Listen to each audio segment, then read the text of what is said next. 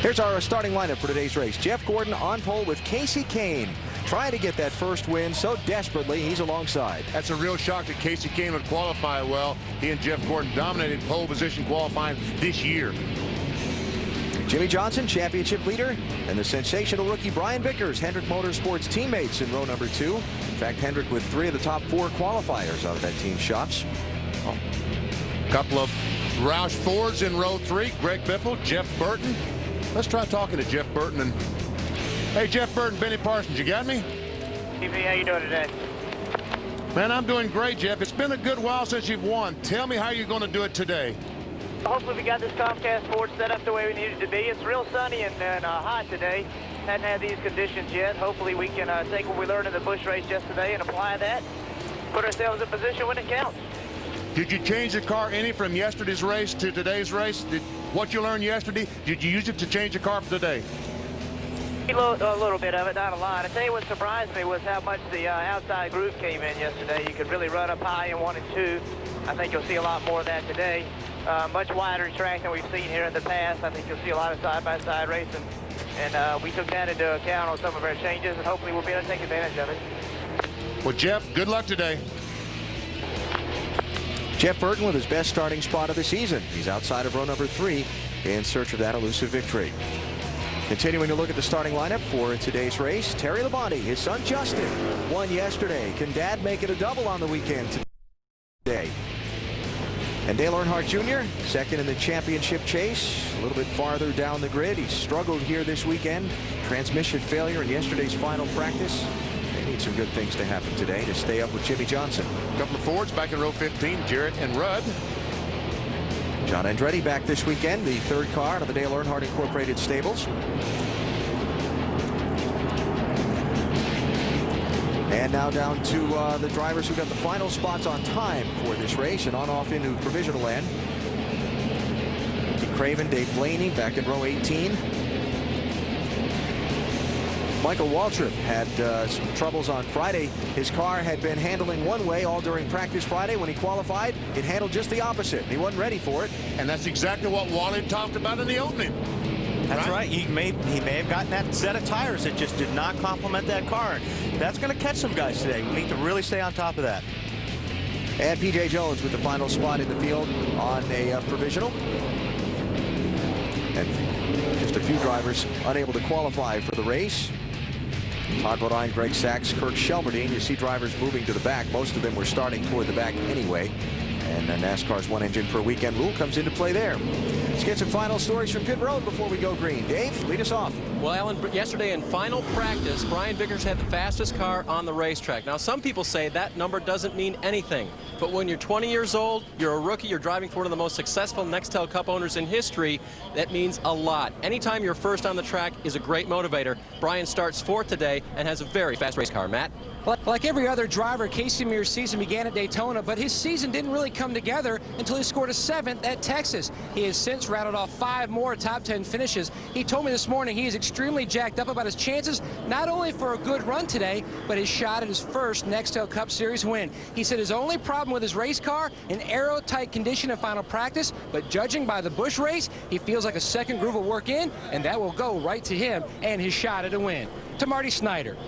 Matt, don't let the fact that Michael Waltrip starts 39th fool you, because Slugger Labby, the crew chief, told me this morning the car is so good we can even win from back there. And a win would be the perfect start to what already promises to be a great week for Michael this week. Tomorrow, Dale Earnhardt Incorporated will announce that Napa and Michael Waltrip are back for the 2005 season. Mikey will be in the 15 car next year. Bill? Marty, Michael Waltrip does not yet know what it's like to win a Nextel Cup Series championship. Jeff Gordon knows what it's like to win a championship in this sport. He's won 4 of them. This season, he's chasing his 5th, but it would be the first time he would be a Nextel Cup Series champion. What's that going to be like? A new format, new challenges. 9 races to Richmond to decide which drivers will compete for the Nextel Cup. That race is just moments away from beginning. Alan. Okay, Bill, thanks. And we are less than a lap for the green flag. While you're checking out today's race on the television, you can log on to NBCSports.com for more on NASCAR Nextel Cup Racing. Benny Parsons with his writings and musings there. And he's got a lot more on NASCAR's hot topics, including the chase for the Nextel Cup. NBCSports.com. 9 races to go till that cutoff point. Oh, man, this is going to be so exciting. Trying to figure out the top 10 qualifiers to battle for the first NASCAR Nextel Cup. And we got to be careful here because this is a fast racetrack, mile-and-a-half racetrack. The way these guys have to get these cars balanced to be good at the end of a run is they have to be neutral to more on the loose side. These first few laps are going to be really, really tense for these drivers because they're not going to have that grip in the car until those tires get up there on pressure. So they're going to have to be really careful. Give guys a lot of room here. And when you're talking about loose, the possibility of spinning out down in the corners. The race analysis, 267 laps on this mile-and-a-half track to make up the 400-mile distance. Fuel mileage probably going to factor in somewhere near the end of this thing. And the last red flag lap, NASCAR won't stop the race after the leader has completed lap 263 in order to try and get a green flag finish. I guess that roar is all you need to know, huh? Pace car's off. And it is time to start today's NASCAR Nextel Cup Series race on NBC. We're underway. Now, you know they say it's not important to lead the first lap, but on these type of tracks, you want to be out front. So if you can get out front quick, it's going to be better for the aerodynamics of your car. Jeff Gordon, Casey Kane racing for that top spot.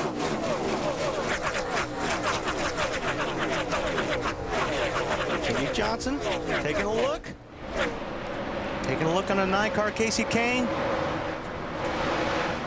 Can't pull it off. Gordon leads lap 1. Kane is second. Johnson is third. Greg Biffle is fourth. And fifth is Brian Vickers. Tony Stewart trying to pick up some spots. Picked up some spots by the looks of it. He went way high and got right up against the wall. Looks like he passed a few then. Going by Ryan Newman on the outside as we look on board Ryan Newman's car. Tony Stewart going down the backstretch to turn 3. Early on, all these guys will run right on the bottom of the racetrack with these cold, fresh tires. But as Jeff Burton talked about, they will be moving up as the laps progress. Tony started 10th. He's up to 7th now. And just in front of Ryan Newman and running just behind Mike Bliss, driving the third Joe Gibbs Racing entry this weekend, number 80. That'll be the car Tony tries to catch next. You see Bliss left of the screen, normally runs the NASCAR Busch Series for Joe Gibbs.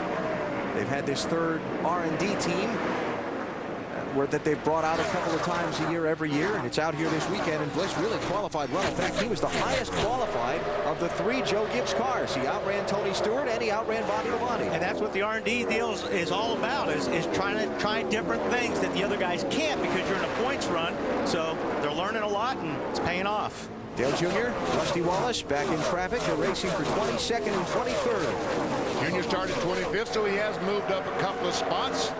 Tony Stewart goes by Bliss. Here comes Ryan Newman in the 12 car going by Bliss in 80. So that puts Tony up to 6th. Newman taking 7th, and here comes Jeff Burton in the 99. It doesn't look like Mike Bliss in that 80 car can keep the car down on that bottom like the other cars right now.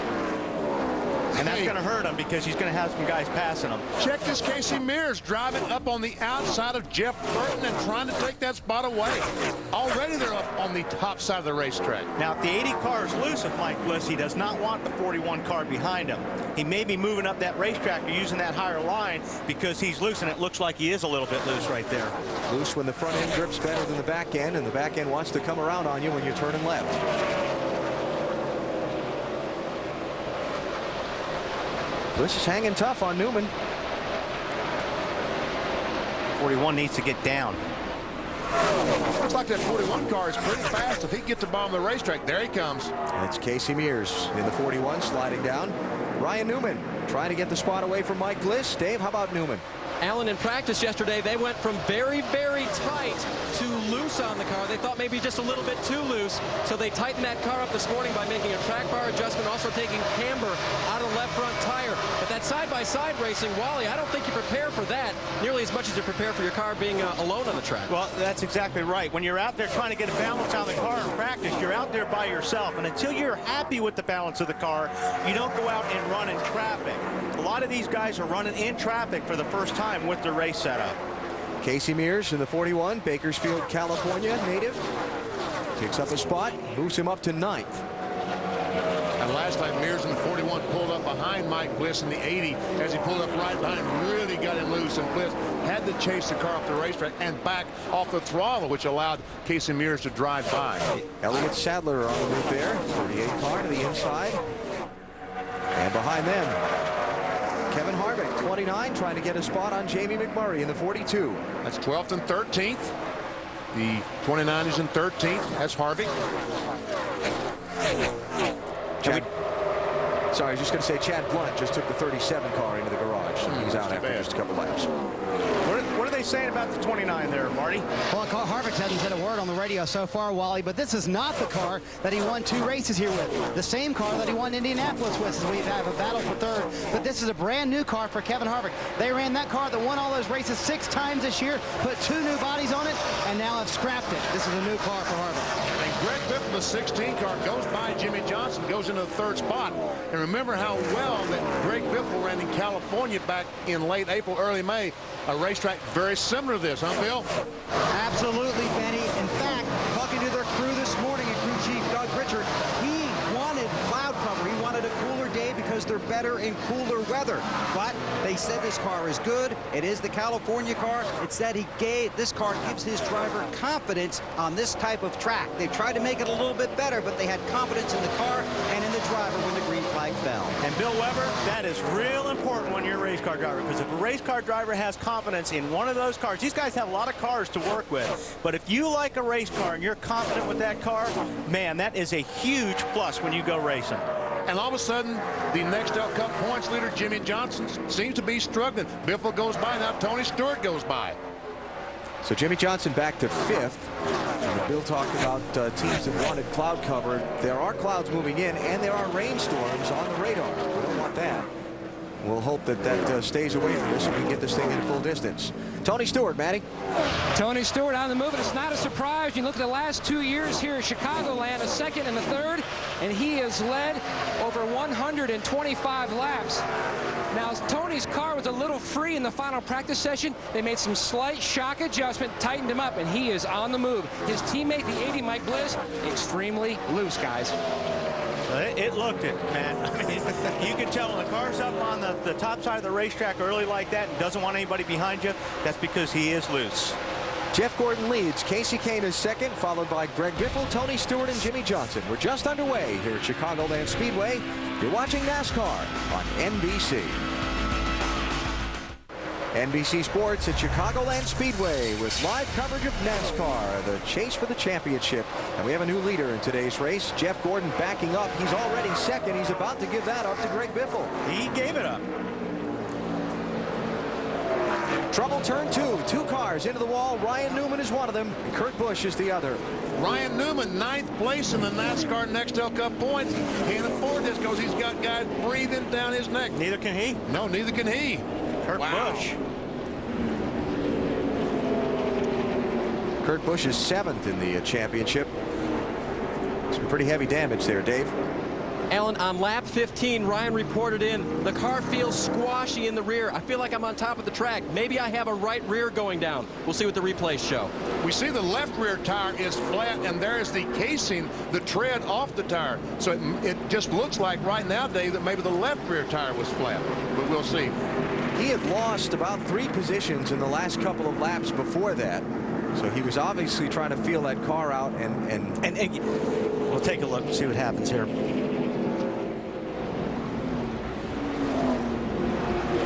Top right of the screen.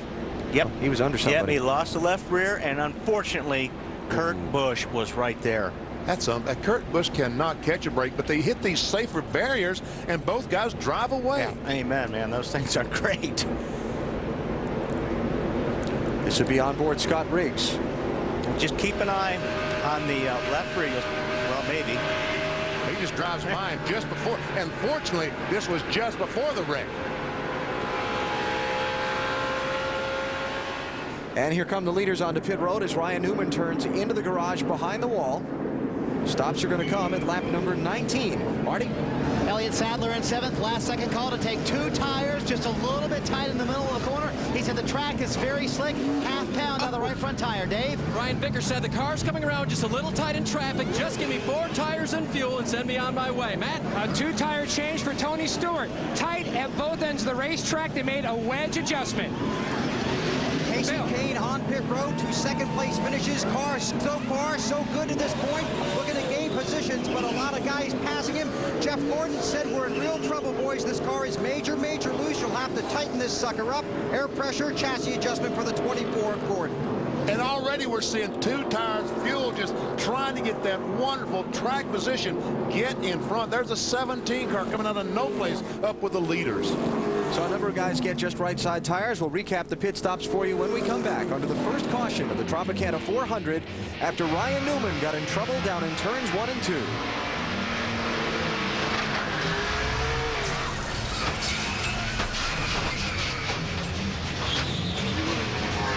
After Kurt Busch and Ryan Newman got involved in a crash in turns 1 and 2. Here's an even better look to show you exactly what happened from Kurt's perspective. You know, watch this from Kurt Busch, and Kurt's going to Monday morning this, and he's going to wish he did not get off the throttle. Watch right here, the 6 car goes high, and Kurt slowed down to run high. BP, I think he's going to wish he just stood on the gas. He may have cleared it. You think he might have gotten by? I think he might. And another thing is, I know Ryan Newman's going to be second guess himself, because normally when you think you feel something wrong with the car, there's something wrong with the car. And drivers will second guess themselves all the time. And when that happens, that's what happens to your car. One of those racing sayings, vibrations don't fix themselves. You feel something wrong, you know what? There's something wrong. You've been doing this a long time, you know better. But you keep wishing and hoping for that caution flag, that slowdown period where you can come in and fix it. But normally, you cause the caution flag. Or sometimes you think, maybe I just ran over some fluid, or maybe I got into some dirt. You're hoping it's not a tire going down. So Ryan looks on as his crew attempts repairs to try and get him back out. Again, he's in the top 10 in the championship, but barely. He's 9th. And doesn't want to get any farther outside of that group if he can help it in these final 9 races. They got some work to do to get that back in the race. Absolutely. How about the McDonald's Drive-Thru Pit Crew Championship fueled by Powerade? Michael Waltrip's team spent the least amount of time on pit road among eligible crews at Daytona last week. Their second $20,000 haul on the season. Dale Earnhardt Jr.'s team leads the standings for the season-long $200,000 chase. Always nice to see the guys who go over the wall get the recognition they deserve. Yes, it is. That's pretty close, too. It is pretty close. 38 car Elliott Sadler's guys are right there. I tell you, these pit crews, they do a fantastic job changing these tires, putting in fuel. They're a very, very important part of this championship deal. Believe me, without a good pit crew, you don't even have a shot.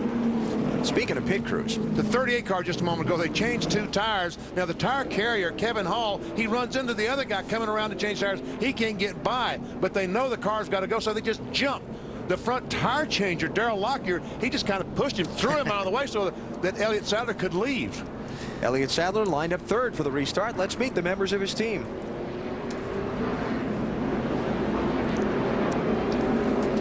Todd Parrott, crew chief, Charlotte, North Carolina. Kevin Hall, front carrier, Gloucester, Virginia.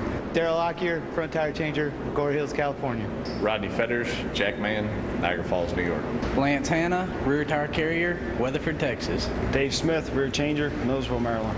Preston Cordell, gas man, Middleburg, Florida. Jay Thompson, catch can, Omaha, Nebraska.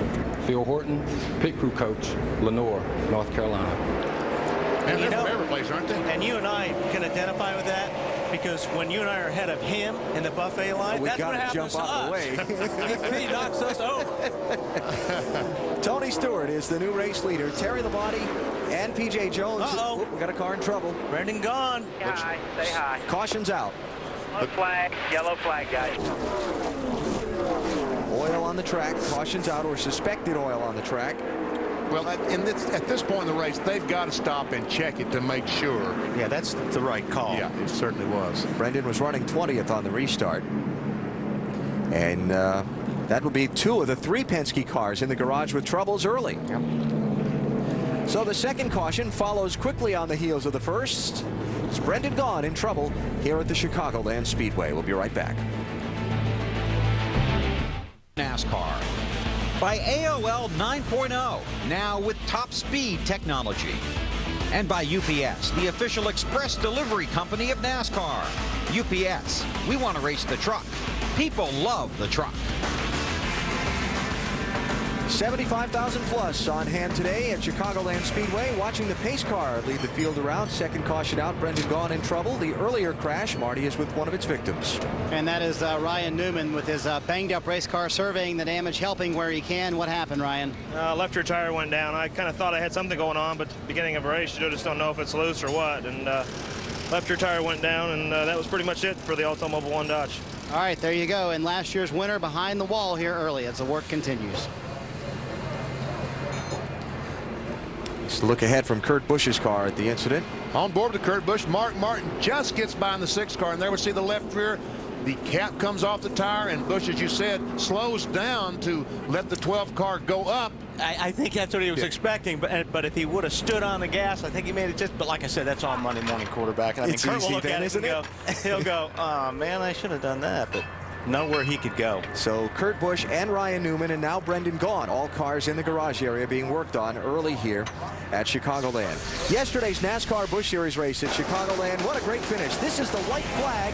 Mike Wallace in the 4 is leading. He runs out of gas, and that's Justin Labonte, the 23-year-old son of Terry Labonte, who goes by, leads the final lap, and picks up his first NASCAR Busch Series win, and then does a dad imitation. Remember last fall at Darlington Raceway when Terry won the Southern 500? He pulled up onto the flag stand, got the starter to drop him the flag. He said, burnouts are for kids. I'm going to take a dignified victory lap. Justin did one just like old dad yesterday. Looked awfully good. And you know what we saw yesterday was that track position was important, but also we saw a lot of the 2-tire, 4-tire, a lot of the strategies played out and made a big difference in the outcome in that race yesterday. Justin Labonte with his first NASCAR Busch Series win. Jason Keller, Jeff Burton, Casey Kane, and Ashton Lewis with top 5 finishes. Championship standings for the NASCAR Busch Series. It's close. 52 points. They head to Loudon, New Hampshire 1 week from Saturday. Craftsman Truck Series raced at Kentucky Motor Speedway last night. Bobby Hamilton dominated most of the night. On a couple of late cautions, Jack Sprague got by him, and then on a final green-white checker finish, Hamilton got back by Sprague to pick up the win. The NASCAR Craftsman Truck Series standings, Dennis Setzer leading a very tight championship fight for those drivers and teams. They race in the St. Louis area next weekend. We are under caution as cleanup continues from Brendan Gaughan's problem. Here it was a transmission failure. Tony Stewart is the race leader. Series, you're watching it live on NBC Sports as we take you all the way through the crowning of the new Nextel Cup Series champion in Homestead, Florida in mid-November. Just about to wrap up the second caution of the race after Brendan Gaughan dropped the transmission and left some liquid on the track. From the first caution flag, the pit strategies that played out, let's try and set them for you. Tony Stewart got just right side tires that got him up into the lead.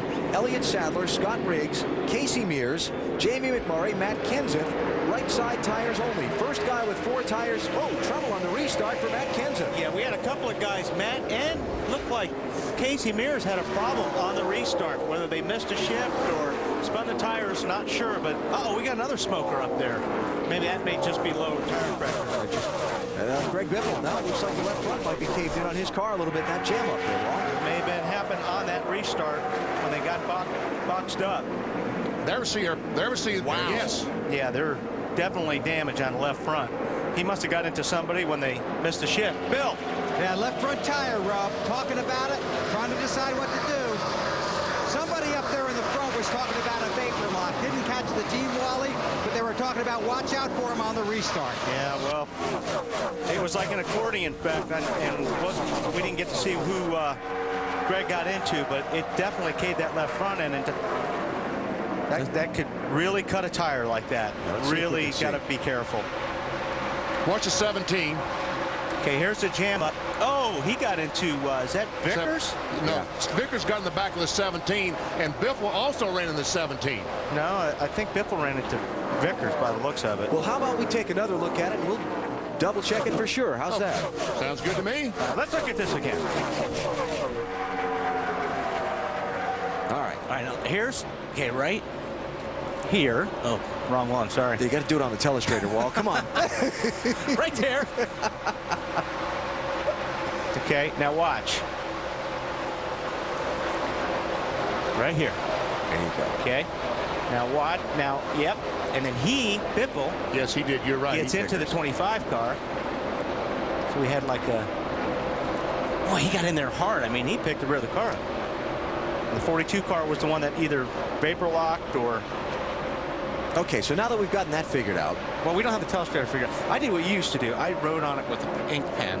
Yeah. So I'll clean that later. Don't tell the crew that. Tony Stewart is the race leader. Jeremy Mayfield is second. Mayfield got fuel only on the caution flag pit stops before. I started to say when all that mess happened on the restart, Jeff Gordon was the first one in line who got 4 tires. He restarted 7th. He's up to 5th after that little shuffle and schlemazel there on the restart. And we see that Biffle has chosen to stay on the racetrack, and the smoke has diminished somewhat, almost gone. I guess it's kind of made its own clearance. Bill, what are they saying in the pits about the 16 car? That's what he's saying in the car. They asked him, is it getting better? And he said, all he said was, yeah, better. He definitely didn't want to stop. Dave. 25 car Brian Vickers got hard into the 17 car. That right front is damaged. They tried to tell Brian not to get into it. They said bottling up, but it was too late. And now Brian says the car is very, very loose. And on the way back to the front, Jeff Gordon in the 24. Vickers' teammate, as he took the fourth spot away from Casey Mears. And we talked about it earlier in the pre-race. It's all about downforce here. And when you hurt the fenders on these race cars, you hurt the downforce on your car, and it's going to make for a long day. Bill, what are they saying about the 24 car now after he changed 4 tires? A lot better, Benny, and I just wanted to reiterate, when that first caution came out, Gordon opened the radio and said in a very disheartened voice, we're in trouble, boys. This car is really, really loose. He said, you're really going to have to struggle to get this thing to start sucking up to the track, or we're going to have a long day. They made air pressure and chassis adjustment, made it better. But that's the thing, Bill, when you've got a combination like Jeff Gordon and Robbie Loomis who work together very well. Robbie Loomis knows exactly what to do when Jeff Gordon says it's very, very loose. He knows what Jeff means, and he knows what changes to make. That's why those guys are so good at making adjustments. Watching this race for back about 15th on down. Dale Jr. trying to move up, and you see Brian Vickers in the 25 damage that right front fender, and it hurts. He was up there in the top 7 a little while ago. And now he's back outside the top 20 here after these couple of cars get by. And he's going to probably stay on the high side for a long time, because if that car is loose, he can't turn the steering wheel. If he turns the steering wheel really hard going down into the corner, like BP said earlier, it wants to spin out going in. So he's going to have to ride high and wait to get back in the pits to make some kind of adjustment. Dave Burns has more on Brian Vickers.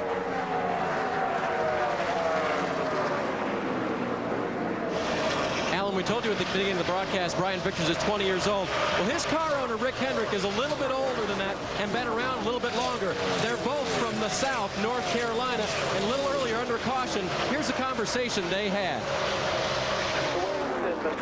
You sit in the motorhome and be disappointed. I hope you're on top of one of them hot boxes. Here in the sun, and I used to prime the back up, and he works to death all day long. Uphill both ways, I bet. For some reason, I knew that was coming. I knew the uphills both ways deal was coming. You did forget the barefooted part. We got the barefooted part. That's right. Uphill both ways, barefooted. Little generation gap there. Yes, that they're having some fun with, and the caution flag is out. And that's what that team right there needed, because they're going to be coming in and they're going to be trying to fix that car, Brian Vickers. Caution is out for debris. And there it is. Wow. That may have probably come up. Probably the 21 car. 21 car looks like he's missing a bunch of material on the right front. And Kenseth's going right over that sheet metal. I hope his crew is watching this, because he probably ought to pit. Wow. Harvick fortunately hit it with this bumper. Pit road will be open, and we'll see if Matt Kenseth takes advantage of that. Ricky Rudd is taking his car behind the wall. He came onto the pit road as soon as the caution came out. You see the right rear tire is pretty much shredded on that car, and probably those bits of metal are the crush panels that form the wheel well up underneath the body. All right, how many cars are going to choose to come down pit road and give up track position? No takers so far. And Kenseth, no, here comes Kenseth. So let's see, 1, 2, 3, 4, 5, 6, 7, 8, 9 cars stay on the track. Everybody from 10th on back's coming in. Marty? Well, Matt's main concern during that whole run is whether he had any damage from making contact with Brian Vickers. There was no damage. Robbie Loomis reported him. His car is just a little bit tight. They make an air pressure adjustment, a pound on the right front tire. Kevin Harvick's car is handling very well. The problem for Harvick, his oil temperature has shot way up. They took tape off the grill last time, trying to keep that oil down. Dave? 6 car of Mark Martin on and off of pit road, Marty. They just wanted to top off with fuel. Mark Martin said the car is good now. Bill? Well, Greg Biffle on pit road, all bashed in on the left side. They were hoping it was going to cure itself, but it wouldn't. So now he's on pit road under the caution, looking to pull that sheet metal away. Also have to do some work on the hood, because the hood is also rubbing right in there, right at the hood pin. So they continue to work on Biffle's car. Disappointing day for a disappointing season for these guys. How's that left front, look there, Bill? I mean, we can't really see it from this angle. Is it really damaged? Yeah, it's not what you'd want, Wally, believe me. But they're very fortunate they got the caution. Well, it's a long race to go. Still 227 laps left. Plenty of time for the team to fix the damage, try and get their track position back with a little strategy. Third caution of the race is out here in Chicagoland. Here's why the caution flag's out at Chicagoland Speedway. That's Ricky Rudd coming at you and scattering things. Tire comes apart and just rips out the inner panels in these cars and just littering. Yes. And some of these cars driving through where all that debris is did not pit under this caution. We'll see. We'll see. Matt Kenseth did pit, but here are the 10 who did not. Tony Stewart, Jeremy Mayfield, Elliott Sadler, Jeff Gordon, Casey Mears, Scott Riggs, Jimmy Johnson, Jamie McMurray, Rusty Wallace, Terry Labonte. Those 10 did not pit as we go back under the green flag. And Casey Kane came out of the pits first. He only added fuel to the number 9 car, and a wedge adjustment. Felt like he needed an adjustment. 3 wide. 3 wide. Jimmy Johnson underneath Riggs and Casey Mears in the 41 and almost pulled it off. That was for 5th place. Up ahead, Jeff Gordon around Elliott Sadler to pick up 3rd. And now Jimmy Johnson and Casey Mears. That 41 car, Casey Mears, he gets around this place very good. Yeah, he had a great race here last year and then got caught up in an incident late in the race and didn't get a decent finish on it. And he's been good in practice, qualified well, so he's got to watch. See Scott Riggs, the 10 car. Rusty Wallace was able to get under and get by. Here comes Terry Labonte, the 5, trying to get by. That's going to be for 8th place. 2-time champion Labonte in the 5, trying to double up on the weekend after his son won the NASCAR Busch Series race here yesterday. Terry on the first caution when all the leaders pitted stayed on the track for a couple of laps to collect bonus points. If you're new to NASCAR, you get 5 bonus points toward the championship if you lead a lap during the race. So he did that, then he pitted, which put him at the end of the line for the restart. So now when all these other guys pitted in front of him on this caution, they stayed out, and it gets him some track position back. Casey Kane made the pass on Riggs on the outside. Look, that was pretty strong. It was strong. As a matter of fact, he almost got the outside retainer. He did. There's Casey Kane in the 9 car. Driving for Ray Evernham. Started 2nd. And speaking of 2nd, Casey's teammate Jeremy Mayfield in the 19, just overtaken by Jeff Gordon. So put Gordon with 4 fresh tires. And some adjustments. And some adjustments in 2nd place. Can he run down Tony Stewart? As long as he didn't run over anything when that stuff came off of Ricky Rudd's car before. Jeff Gordon trying for another win. He's been on you might say a little bit of a hot streak lately.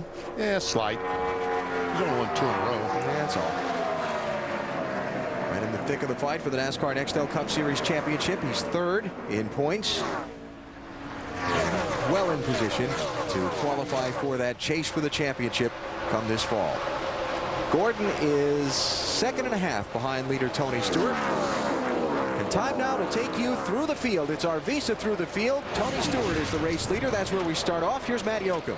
Tony Stewart doing what he's done in the past 2 races here in Chicago. Out front, yarding the competition. His car, even after the 2-tire change and the wedge adjustment, still a tick on the free side, Bill. Jeff Gordon's car before the race was set up for tight conditions, but it's still been loose since the green flag. Under their only pit stop, tire pressure adjustment and a wedge adjustment. Gordon up to second. He's okay when he's behind traffic. Loose in 1 and 2 when he's in front. Marty? Bill, remember Jeremy Mayfield on the first stop took no tires, fuel only. That got him the track position he needed. He started 19th as he tries to go, or does go, around Jeff Gordon. And so he's on the tires he started the race with. The car is just a little bit tight right now. Behind him, the 38 of Elliott Sadler, actually behind Jeff Gordon. His car has been just a little bit tight all day long. He told the guys, you did an excellent job yesterday. The car is just where we need it. A little bit tight, not too bad, Matt. Before the last stop, Marty, Jimmy Johnson told Chad Canals, we are one small adjustment away from being very, very strong. They made a wedge adjustment, 4-tire change. Meanwhile, the other Casey Mears is having a great run today in the 6th position. His car on the tight side, but he tells his team it is quick, no adjustments, right side tires on his last stop, Dave. Matt, Rusty Wallace was pretty happy with his race car. On lap 18, they changed 4 tires and made no changes, but 1 lap ago, Rusty radioed his crew and said, too tight. Bill? Rookie Casey Kane chasing his first Nextel Cup Series wins. Stopped for fuel and a wedge adjustment only under the last caution because the car is tight through the center and off the turns. Terrible start for Terry Labonte in the 5 car. Out to lunch was the report. Under their first stop, they took a rubber out, made an air pressure adjustment, track bar adjustment, and wedge. Dave? Mark Martin made a prediction on the lap 18 pit stop. He said this car is going to be a lot better once it gets to biting the track later on. Well, I think it's biting because they came down, took fuel only when he came down on that last caution. He's still very happy with the handling. Alan? And I'll tell you what, he's also pretty fast right now in traffic. He's probably one of the fastest cars out there. Speaking of fast, Tony Stewart is yarding. That was the phrase Matt Yoakum used, right? He's hitting a home run right now. He has opened up a 3 3/4 second lead on second place Jeremy Mayfield as a new third place runner, Jimmy Johnson. Jeff Gordon still struggles in the 24 cars. He gives up another spot, 248. Let's keep our visa through the field going to 11th place runner Scott Riggs. Dave? Yeah, Scott Riggs was one of those cars that decided to take 2 tires on that lap 18 pit stop for track position. His car was a little bit tight from the center off. He picked up 3 positions early in the race, but has fallen back just a little bit with those 2 tires. As for the 99 of Jeff Burton, he just stopped, took 2 right side tires and fuel, also made a wedge adjustment because his car had gone a little bit tight. Marty? Dale Jarrett has said very little on the radio. He started 29th today. His car is up to 13th position. He is very happy with it. They made no changes on the first stop and took 2 tires only. Right behind him, Joe Nemechek. His car was terrible early. Very, very loose for Joe Nemechek. He went 2 rounds down the track bar. They also made a wedge adjustment, and now they're out on the track running a lot better right now. Bill? Marty Sterling Marlin stopped on lap 40. In car 40, they adjusted the left side tires, added some gas, took the rubber out of the left rear tire. He was in 17th then, hanging around the same spot now, tight on the exit. As for the 8 of Dale Earnhardt Jr., well, let's let them tell the story. I want to go in the corner harder and wider out.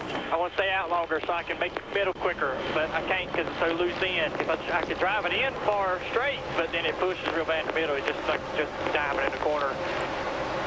Dale Earnhardt Jr. is fighting to get a handle on these tires.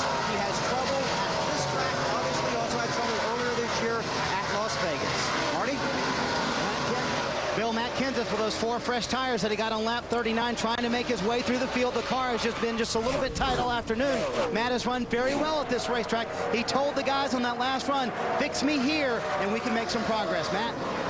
All day Saturday, Marty, Bobby Labonte fought a balance issue with his race car. It would be way on the tight side or on the opposite of the spectrum, way on the loose side. They have slowly dialed it in. He has worked his way inside the top 20 with a wedge and air pressure adjustment.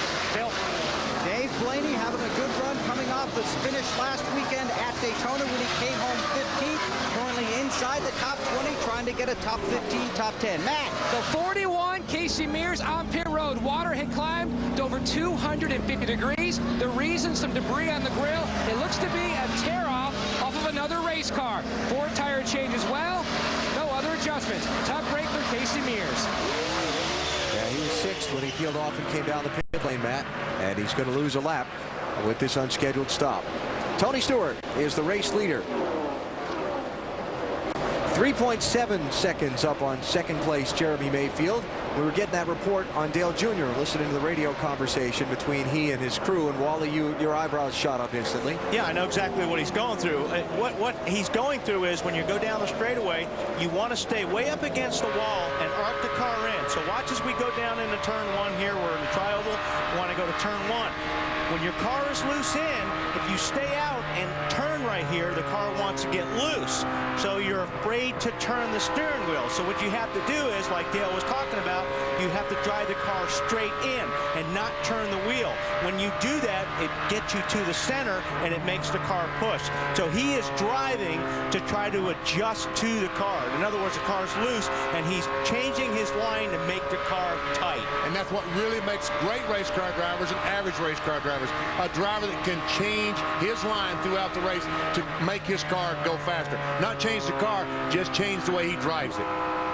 Dale Earnhardt Jr., after starting the race in 25th position, is up to 16th now. And trying to hang in there, obviously with some work to do still to get that car's handling to his liking.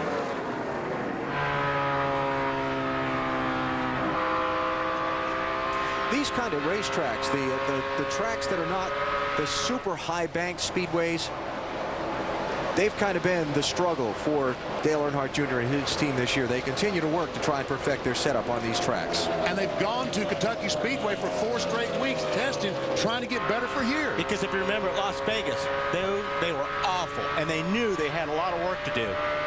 Matt, what happened to the 41 car? Well, BP, when he pulled into his pit stall, the tear-off, which was on the grill of that race car, fell off the grill. The water had climbed over 250 degrees. Now, another problem for his teammate, the 42, Jimmy McMurray. He pitted under the previous caution. The reason? This was stuck in the grill of his race car. Wow. And that came from the 21, right, Matt? Came from the 21. A brace. To Marty. As we were going through the field, I was following the trials of Kevin Harvick. He radioed to his guys, said we have a tire going down. I don't know which one it is. He was running 15th at the time. He hits pit road running 25th. They not only have the oil problem, the oil temperature was up to almost 300 earlier today. Now they have a tire go down. They have to pit out of sequence. The 2-time Chicago winner down here early. And you know what? They got a lot of tape on that car. He has no opening in the grill. If you look at the front of the car here, there's a lot of tape on that grill. Now what that does is that helps the downforce of the car, but you're blocking off the opening for the cooling. So Marty, do you think that may be a problem? Did they take any of that off? That was one of the problems, Wally, and what they did on the very first stop, they pulled a 1-inch strip of tape off where the oil cooler is to get some air to the oil cooler, trying to bring that oil temperature down. Like I said, it was at 300. It's now down to 250. All right, so we'll continue to follow Kevin Harvick, another one of those drivers toward the backside of the top 10 in the championship standings who have had troubles today. Ryan Newman and Kurt Busch already in the garage area with troubles. Check it out right now. After Harvick makes that unscheduled stop, Casey Kane has moved to within 6 points of 10th. Mayfield only 37 back. Mark Martin only 65 out of 10th. And Casey Kane was 111 points from 10th place starting today's race. Tony Stewart with a big lead after 100 miles here at Chicagoland Speedway. International Speedway. It'll be on TNT at 1:30 Eastern Time. The following Sunday, the big 2.5-mile triangle in Pocono, Pennsylvania. Then it's the Brickyard 400 and the road course in Watkins Glen. Our Wendy's race menu following NASCAR action through the summer on NBC and TNT. Here's your race leader just past 100 miles. Here at Chicagoland Speedway in the Tropicana 400, Tony Stewart out in front of Jimmy Johnson by 3.7 seconds. With Jeremy Mayfield, Elliott Sadler, and Mark Martin rounding out the top 5. We're riding on board with Dale Earnhardt Jr. a little while earlier. We want to go back and look at that from inside the race car and see what kind of work he's doing with the wheel and the gas pedal and all the rest. Yeah, we can watch him here, and well, he looks like he's talking to somebody right there. Got his hand off the wheel, but you kind of watch his arms and you listen to the throttle. It takes a long time to get to the throttle, and he's real gentle on the throttle. So he's driving that thing like he's being very careful. The steering wheel just doesn't move on these cars as much as they used to, because used to it looked like the driver was fighting flies. Just a little tight. The car started off real tight and it kind of neutraled up. Now it's back to just a little stuck. I really ain't gonna make nothing but a small See, it sounds like as that fuel burned off, his car's got tight where it was really loose earlier in the run. Now, let's go take a look at a guy that's handling very well right now. It'll be the 6 car Mark Martin, who's running in 5th place. Hear him back off the throttle, go down the corner. Just look at his arms. They don't move. He's got that steering wheel locked, and that's the sign of a good handling race car. When you don't have to jerk and pull on that steering wheel, he goes down the corner, he sets the steering wheel, and he lets the car do the work. It's funny to watch different driving styles too. You know, some guys have the hands at 10 and 2, but Mark Martin, if you look right here on his right elbow, he has a pad like you might wear if you're playing softball or volleyball in a gym somewhere. And he rests that arm on the steering wheel and takes those hands all the way over, always has. And that's exactly how I do it. When I get in a car, when I get fitted to a car, I measure the wheel, and if the wheel just touches my right elbow, that's when I know how to set the seat position.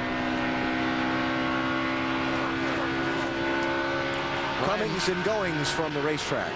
Ryan Newman has come back on the racetrack with a new nose on the car. He's back in 41st position. He's 56 laps down. He's missing one thing, the hood. And a lot of downforce. And a lot. Yeah. And off to the garage, Kevin LePage and P.J. Jones have gone behind the wall. Tony Stewart in command by 5.2 seconds. It was 3.7 just a little while ago. You're watching NASCAR on NBC. Mark, this afternoon, 400 miles on this track, the 18th race of the season. They have been door to door throughout the race. Some interesting changes up front, but Alan, there's been some trouble on the track and guys coming to pit road. Yeah, how about the 3rd place car, Bill? Jeremy Mayfield dropping off the pace.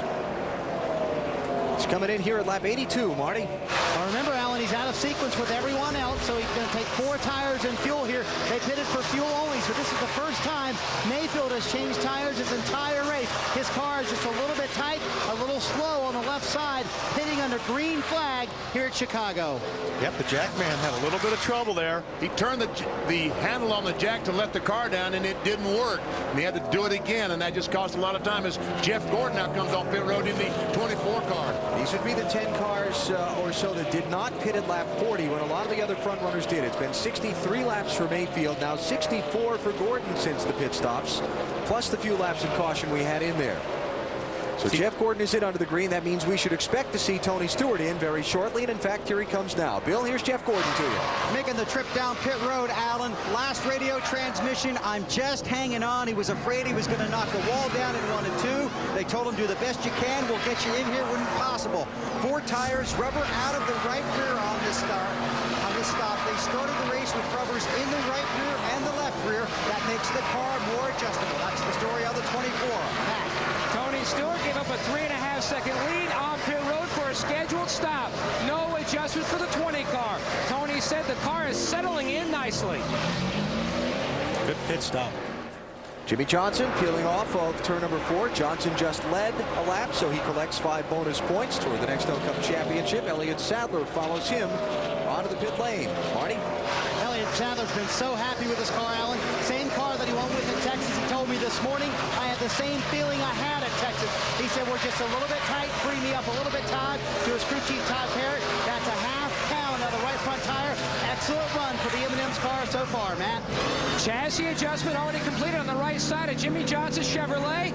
The car was tight trying to fix that, but it was very comfortable on entry. 13-8.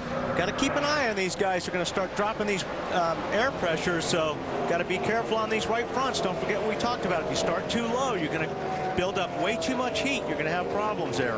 Rusty Wallace heading toward his crew for a pit stop, Dave. Alan, his car, which had been given no adjustments, now needs them. Look at the wrenches going in the rear there. That will adjust the chassis. That will make the car looser. That will help Rusty's car turn. They also fill it full of fuel, put fresh rubber on there, and send Rusty back out. Fuel still going in. They wait. He goes. And here comes Scott Riggs off the banking for his pit stop. Remember, these are the 10 cars that did not stop under the caution at lap 40 when everybody else did. Dave? Happy to serve. Back down here with the 10 car of Scott Riggs. 4 tires and fuel. No adjustments for him. He had actually picked up a couple of positions on the last part of the run. Started 16th, was running 7th before cars started pitting. Fuel going in now. Drew finishing up with the lug nuts. They sent rookie Riggs back out. Hey, if the yellow comes out now, these guys are in trouble. Here's a race for second place. Casey Kane in the 9, Sterling Marlin in the 40. The leader's Mark Martin now, by virtue of the pit stops. Remember, Mark did stop at lap 40. Too lonely. I'm trying to see who we're waiting for here. Jamie McMurray and Terry Labonte should be the final two to stop that didn't pit back at lap 40. So Mark's the leader. He's 3.1 seconds ahead of that race for second between Kane and Marlin. Then you got Jeff Burton fourth, Matt Kenseth up to fifth, Terry Labonte sixth for now, then Dale Jarrett up to seventh, Greg Biffle eighth, despite the damage from earlier. Joe Nemechek ninth, and Dale Earnhardt Jr. is 10th. Tony Stewart, who has been the dominant driver so far, is a lap down in 23rd place and hoping not to see the caution flag. You know what time it is, BP? Is it time to we haven't done this since Daytona. I know. Cue the duck. Yes, sir. Our Aflac NASCAR Nextel Cup trivia question. We kind of thought Ryan Newman would be a factor in this race. He got the flat tire and caught up in an accident earlier, but we'll throw it at you anyway. What was the lowest starting position Ryan Newman came from to win a NASCAR Nextel Cup Series race? First. No, the lowest position. You mean the highest position? The worst qualifying. The worst qualifying. Okay, the worst qualifier. Okay. I don't know. We know he wins from the pole a lot. Yes. He's won 10 times in 97 races. 3 came from the pole. Only 2 came from outside the top 10, the lowest being here 1 year ago. All right. It won't happen today. No. Ryan Newman will not win today. 14th place qualifier might win it, but it will not be Ryan Newman. For Tony Stewart fans, he has just become the highest non-lead lap car. So if the caution comes out now, he gets the lucky dog, the free pass, and he'll be okay if the caution comes out before these other leaders pit. Jeff Burton in 99 trying to get by Casey Kane. It looks like the Kane in the 9 car is struggling just a little bit right now. Tony Stewart passed him a moment ago and just simply drove away from him. Yeah, he's up on that high line. He's been real fast up there, but you're right, BP, he's losing a lot of ground. Mark Martin is the race leader, 3.8 seconds up on Sterling Marlin as we close in on 100. We come back live to Chicagoland Speedway as the leader comes to pit road. Mark Martin, what I think is a little early, coming to the attention of his crew. What's wrong with the 8 car? Oh, Dale Jr.'s off the pace on the front stretch. Dave, cover the Martin stop for us. Alan, I talked with the crew chief for Mark Martin this morning. That's Pat Trice. I said, how's your fuel mileage? He said, not good. So that may be one reason why he's coming in a little bit earlier than you would think he would. No adjustments on the car. Did the 8 car miss pit road? Yeah, he missed pit road. He was coming that time. Missed it. All right. Lost a lot of ground, and that's a problem here at this racetrack. This pit entry is very tricky. There's the speed limit line. It's got to be down to 45 miles an hour, and it is a very long pit road here at Chicagoland. So, Bill, you've got time to tell us a story or two before he gets to you. Well, it was a long time ago in a land far, far away when this team was leading the championship standings, Alan. But, boy, they come to some tracks where Tony Eury Jr. told me this morning, as we talked about, and you mentioned Dale Earnhardt Jr. just cannot get a handle on the tires at certain tracks. This is one of those tracks. Just can't get the handle on it. Air pressure chassis adjustment will send him back out. But for the guy second in the championship standings, this isn't what they were hoping for. But the new format does give them a little bit of margin for error. It was a nice story, Bill. We'll have to wait till Homestead to see if they all live happily ever after. Touche. Too fast entering the pit road for Dale Earnhardt Jr. He's going to have to come back for a pass-through penalty. That's going to leave a mark. That means today won't have a happy ending. No, there'll be no fairy tale. Pass-through. Too fast entering. And Wally, as you said, that is a problem because these guys are coming through that turn at 160, 70 miles per hour, and they've got to slow down to 45 miles per hour. It's almost an impossibility. Right. Watch the line. There you go. Right there is the line, and it is. You're right, BP. It's tough to get these cars slowed down, period, let alone where that line is. So he's got to come down pit road at pit road speed. He doesn't have to stop, but he's got to make a pass through down pit road. Don't come in the box. Keep going. That's right. Don't stop. Just keep going. But at 45. It feels like you're crawling. Well, at 45 compared to 185, you are. Marty Yates on pit road, Marty.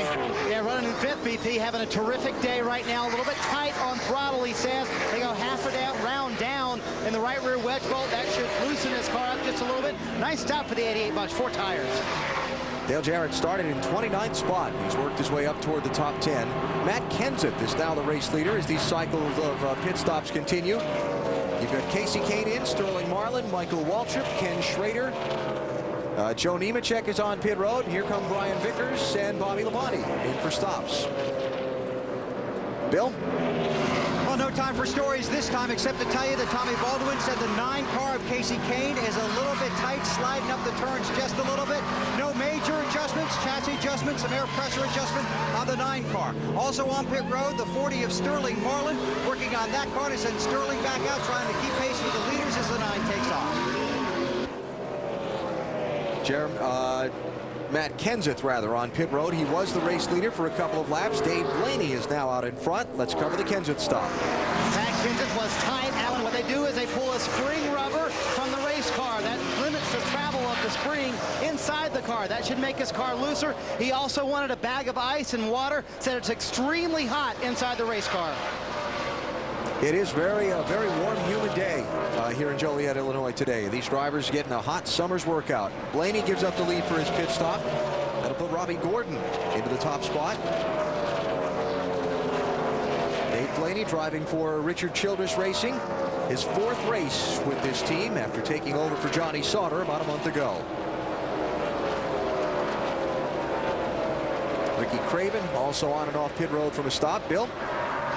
And Dave Blaney pulls that car to a stop. They go around to the right side. Blaney trying to make an impression not only on the fans, but also on his car owner and his team at Richard Childress Racing. Chassis adjustment and air pressure adjustment, trying to make the 30 of Dave Blaney a little better here at Chicagoland. Quick stop, he's on his way. Penalty call has been made on Ricky Craven for too fast exiting the pit road. He'll come through for a pass-through. Man, you hate that. And the leader is Robbie Gordon. Once he stops, the lead will go back to Tony Stewart.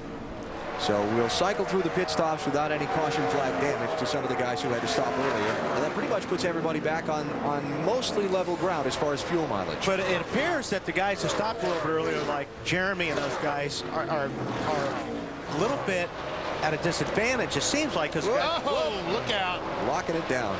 Guys like Casey Kane and these guys are really fast right now. So just being out of sync that much. Just being out of sync that much, I think, is going to hurt them in the long run. So Tony Stewart is now the race leader as Robbie Gordon brings the singular car to his crew. I'd say they were going to try and dial up some chassis adjustments, but that would be... Yeah, he's still a little tight, Alan. Good call. Chassis adjustment and some air pressure, but the 31's still a little tight. And I think Robbie's going to lose a lot of time because he stayed out there a long time, Bill, and his times were really, really slow. So he lost a lot of track position even before he came down pit road.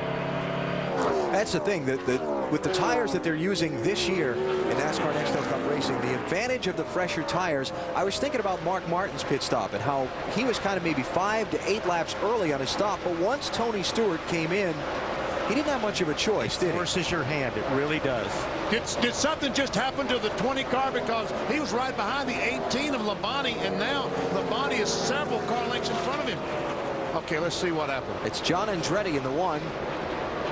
Blink. Oh, man. That to me looked like he got a little bit angry with John and drove into his door. But, you know, if he knocks that right front fender in, we talked about just how important the downforce is here at this racetrack. Well, keep an eye on Tony's lap times.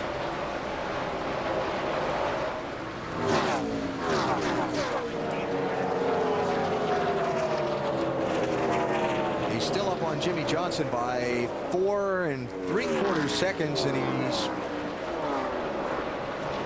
he's running pretty competitive time right now. What happened before the one we just saw? All right, here we got Jamie McMurray down, and John drifts up in front of Tony.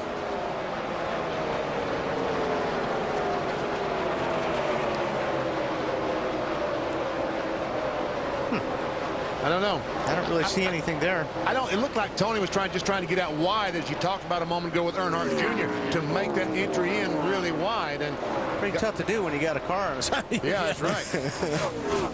Tony is a lightning rod. Anytime he does anything, it gets attention. There's no question. And he is that way because of his past actions on and off the track. But he is slowing down.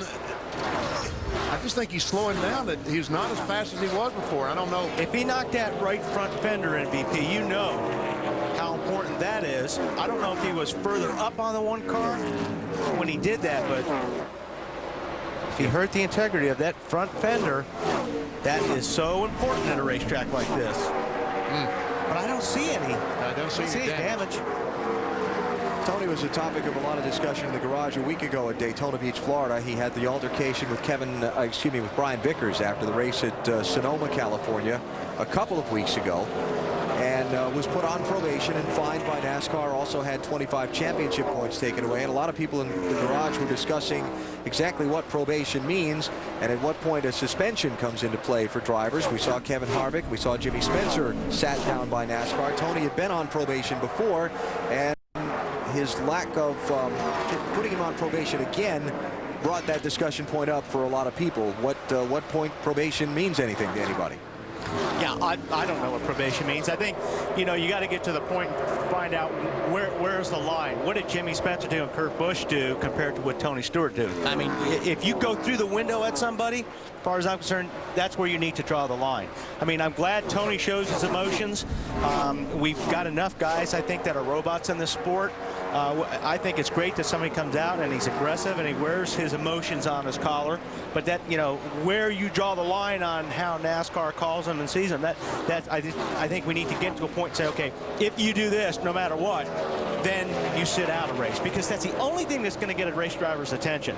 If you can find me and you can take some points away, but if you make me sit home and watch one of these races, it's going to get my attention. And what really concerned me about that whole situation was NASCAR's credibility, because after all, that's all they sell is credibility. And they've taken some hit this year. You know, the new point system, Rockingham, the race going away, only one race now in Darlington, South Carolina. So some credibility issues. Just be consistent. But, you know, I talked to Mike Helton this morning, and I told him I was going to say, you know, that people have a problem with your credibility. He said the reason that we did not suspend Tony Stewart was on the Jimmy Spencer thing. We had Jimmy Spencer and Kurt Busch in our trailer previous times before that saying, guys, you've got to leave each other alone. You got to stop doing this. Otherwise, we're going to have to step in. And finally, when Spencer took a punch at Kurt Busch, they had to suspend him. That was Mike Helton's story. But again, I think they've really injured their credibility with a lot of fans. And that's a good story, but nobody knows that story. So they're going to take the hit, you know. So, I mean, there's a lot of things that go on behind the scenes that people don't see, and that's a classic example. But I think there's a point where if you go in somebody's car after somebody, that should be a no-no. Richard Petty said a couple of weeks ago, he said, hey, we used to get in each other's faces all the time. There just weren't any of you press people around to know it. Well, they're here now, and they do know it, and it changes the code of conduct for drivers after a race. Tony Stewart is leading 4.5 seconds on Jimmy Johnson. We are just past 150 miles of the Tropicana 400 at the Chicagoland Speedway. And we come back to the Chicagoland Speedway just as the caution flag comes out. Troubles for Ricky Craven. Tide ride, blow up, puff of smoke. And in one more lap, Jeff Gordon would have been lapped by Tony Stewart. What a lucky break for Gordon. The caution unlucky for Dale Jarrett, who had just come onto pit road for an unscheduled stop. Report is he had a cut tire. He's back in 29th, now 2 laps down. And caution also was kind of unlucky for Dale Jr. because he's not the first car 1 lap down after his pass-through penalty, and he is trapped back in 28th position, 1 lap down. It's like the Lucky Dog Award winner is going to be Ward Burton. You would be correct, BP. So once the leaders come to pit road, he will be able to pass the pace car and come around and rejoin the end of the lead lap. Get his bone. Yep. His big old bone. So we're at 120 laps of 267, and Tony Stewart's crew will get a chance to look at those right side fenders and see if he creased them any with the contact between he and John Andretti. I don't think that was, I mean, I really think that when you see a car get out in the open, when you get them out front, they pick up 2 or 3 tenths of a second. When they're around other cars, they lose that 3 tenths of a second because of the arrow. And he was in heavy traffic. And he was in traffic at that time. So I think all these cars will probably now change 4 tires, and we'll see if his crew can get him back in front. If they can't, I think you're wrong. those cars. What do you think? I think you're wrong. You don't think they're going to change all 4 tires, Bill? I just think you're wrong. I'm going to agree with Bill on this one, Benny. They were all just on pit road not that many laps ago.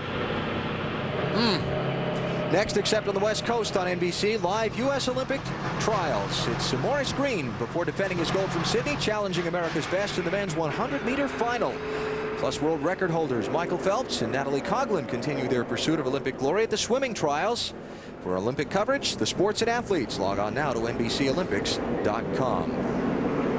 Okay, here comes Tony. Leaders come to pit road along with the lap car of Ryan Newman. And Elliott Sadler's going to reach his pit first among these cars. Marty? And he's in 4th place. And scary enough, Alan, I think they're listening to Wally, or at least Wally got it right. They're going to put the air pressure back, worried about going too low on that right front air pressure. They go down or up half a round on the track bar, trying to loosen him up. Dave? Mark Martin still moving the steering wheel very little, which means no changes on his car. It's handling perfectly. 4 tires and fuel. Remove the windshield tear-offs. Matt? Service has already been completed on Tony Stewart Chevrolet. He needed to be tightened up a tick on entry to center to help on the takeoff, Bill. Sterling Marlin already away. Benny, he took 2 tires and fuel. That car is good. Watch the 40 of Marlin. All right, we got our eyes on him, but Tony Stewart is right behind him with 4 tires, Bill. Hey, Bill, I want to be riding with Tony, I believe, on this race. Yeah, what do you think? I do too. We'll put you in the 40 car, Weber. Bill, let me get you to go check. You're not driving, are you, Wally? Yeah, that's true. Let me get you to go check Casey Kane, Bill, because I think he got 2 tires also. I know his teammate Jeremy Mayfield also got just right side tires. So somebody else might have taken 2? They might have. Yeah. And a long pit stop for Jeff Gordon. Yeah, and that's because he just said the last transmission from him, this car is really bad. I'm driving sideways. Not very happy going for his 3rd consecutive win. Again, as we told you earlier in the race, they started out with a tight setup, but it's been loose all day. They continue to battle it. Don't count those guys out just yet. We're not even halfway. Jeff Gordon rejoining the chase, and the race leader off pit road looks like is going to be Casey Kane. We'll reset it for you when NBC Sports returns to Chicagoland. Afternoon, some impressive hardware as part of the pre-race festivities. And an impressive start for Casey Kane as he and Jeff Gordon traded the lead in the opening laps. Lap 19, first caution, Ryan Newman and Kurt Busch. You ride with Kurt. Left rear tire on Newman's car goes flat. He spins up in front of Kurt Busch, who has nowhere to go except into the... We ever talked to 2 of the drivers in the top 10 in the Nextel Cup Series Championship. The restart from that caution, things went kind of ugly for Greg Biffle and Brian Vickers. See Biffle with the left front fender rubbing the tire and the damage to the hood as well. Now ahead to lap 40, Ricky Rudd blows a tire, leaves debris on the racetrack. Caution is out. Most of the leaders pit under this yellow. And it moves us ahead to lap 96. Green flag pit stops. Well, Junior started to make a pit stop, but missed. Pit road was running too fast to make the entry. And then when he came back and actually made his pit stop, he was speeding coming in, and he got a pass-through penalty, and that whole sequence kind of got in trouble. Yeah, put a little sour note on his day. 11 different leaders today, 4 caution flags. You see 4 cars out of the race. They include Hermie Sadler, Bobby Hamilton Jr., Kevin LePage, and Chad Blunt. A few others have been in the garage for repairs and come back out, like Brian Newman. Kurt Busch still getting repairs made to his car. And that's what's happened so far through the first half of today's race. Sweeping up the track, so caution continues for a moment here at Chicagoland. We'll take a break. You're watching NASCAR on NBC. Oh, no! Just as we come back to Chicagoland, that's the race leader, Casey Kane.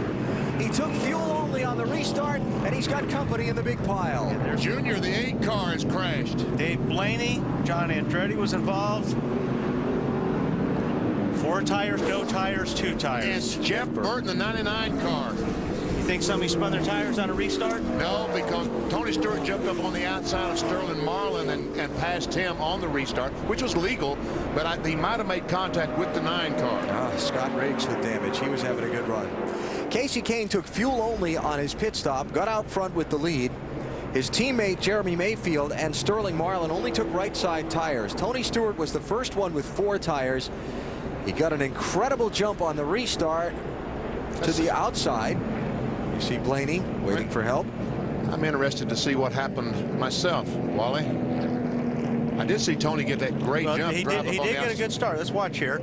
Tony gets on the outside of the 40. I think when he goes up on the outside of the 9, or wait a minute, we'll see. But you know what? What caused that? You got a guy that's not on new tire. Wow.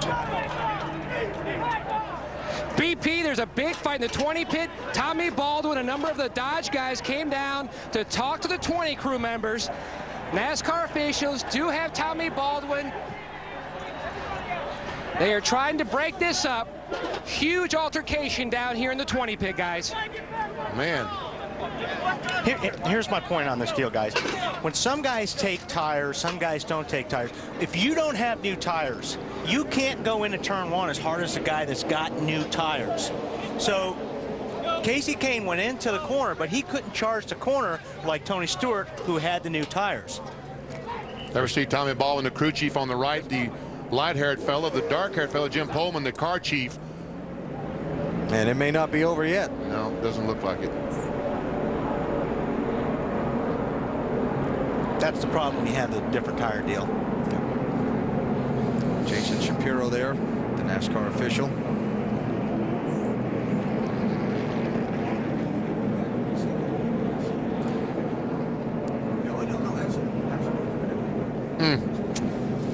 Tempers have boiled. Yes, they have. Hey, this is no different than any sporting event. That happens in the booth all the time when Exactly. you guys aren't watching. Turn that camera off, because I'm fixing to hit Wally. All right, let's go back and show it to you again. All right, now listen. Here you got 20 on fresh tires. Now he gets a great start. Now the 9 doesn't have fresh tires, so he's going to have to be a little bit more careful getting the corner. He's going to back out early. Tony doesn't. He can drive in deeper because he's got newer tires. That's what caused that deal. He ran the back of the 9 car, just turned him, and into the wall he went. Tony just did not expect the 9 car to lift, and maybe he wasn't told that he was on older tires. Unfortunately, it took out a lot of good race cars. There we see the contact between the 10. Wow, but nobody did anything wrong on that deal. I mean, you know what I'm saying? You're driving the car to how the car feels. It just, you know, the 9 had to get out earlier because he wasn't on the fresher tires. See Dale Jr. get knocked around and spun. Second place driver in the championship.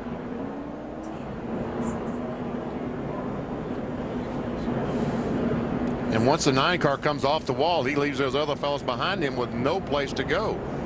You know, we're talking about the guy that was leading the race spinning. On a restart with the whole field bunched up together. Fortunately, they weren't all up to top speed yet. Sure did a lot of damage not being up to top speed, though, as well.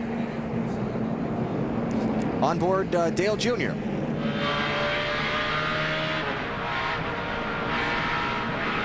he got nowhere to go in a situation like this. I mean, well, actually, Junior checked up and somebody hit him. Someone ran the back of him and spun him around. That's right. When you're trying to pick your way through on a wreck like this, when you're in something like this, you're seeing things happen. When you back off, sometimes you get nailed.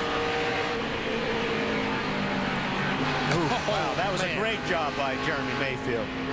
Scott Riggs, he doesn't make out as well. He sees something happen, he checks up. And in front of you. Checks out, up. back her down. Oh, here and has nowhere to go. There comes a 30, which leaves him no place to go. Let's see. There, Tony Stewart goes by the 40 car. And here he comes up right on the back of the 9 and just touches him, but just entering the corner. Turns the 9, around he goes.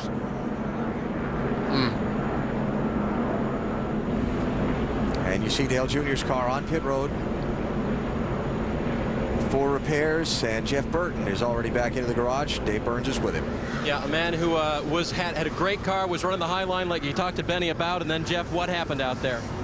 Well, I really don't know what happened. I just saw the 9 car sideways, and I don't know what started, and obviously got run into based on the way he was pointed, and then the guys behind me just didn't get checked up. You know, it's just one of those things. Nobody behind me did anything wrong.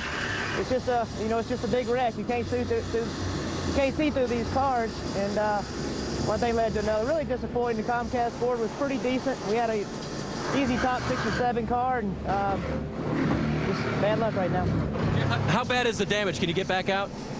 The chassis is not hurt. It just it knocked the oil cooler and knocked all that stuff out of it, so it doesn't have any oil pressure. I shut it off and never. I'm sure we didn't hurt the engine, but we got to fix the radiator and all that. The frame's not hurt, but the body and the radiator and all that stuff's tore up. You hear the work going on. Let's go over to Matt.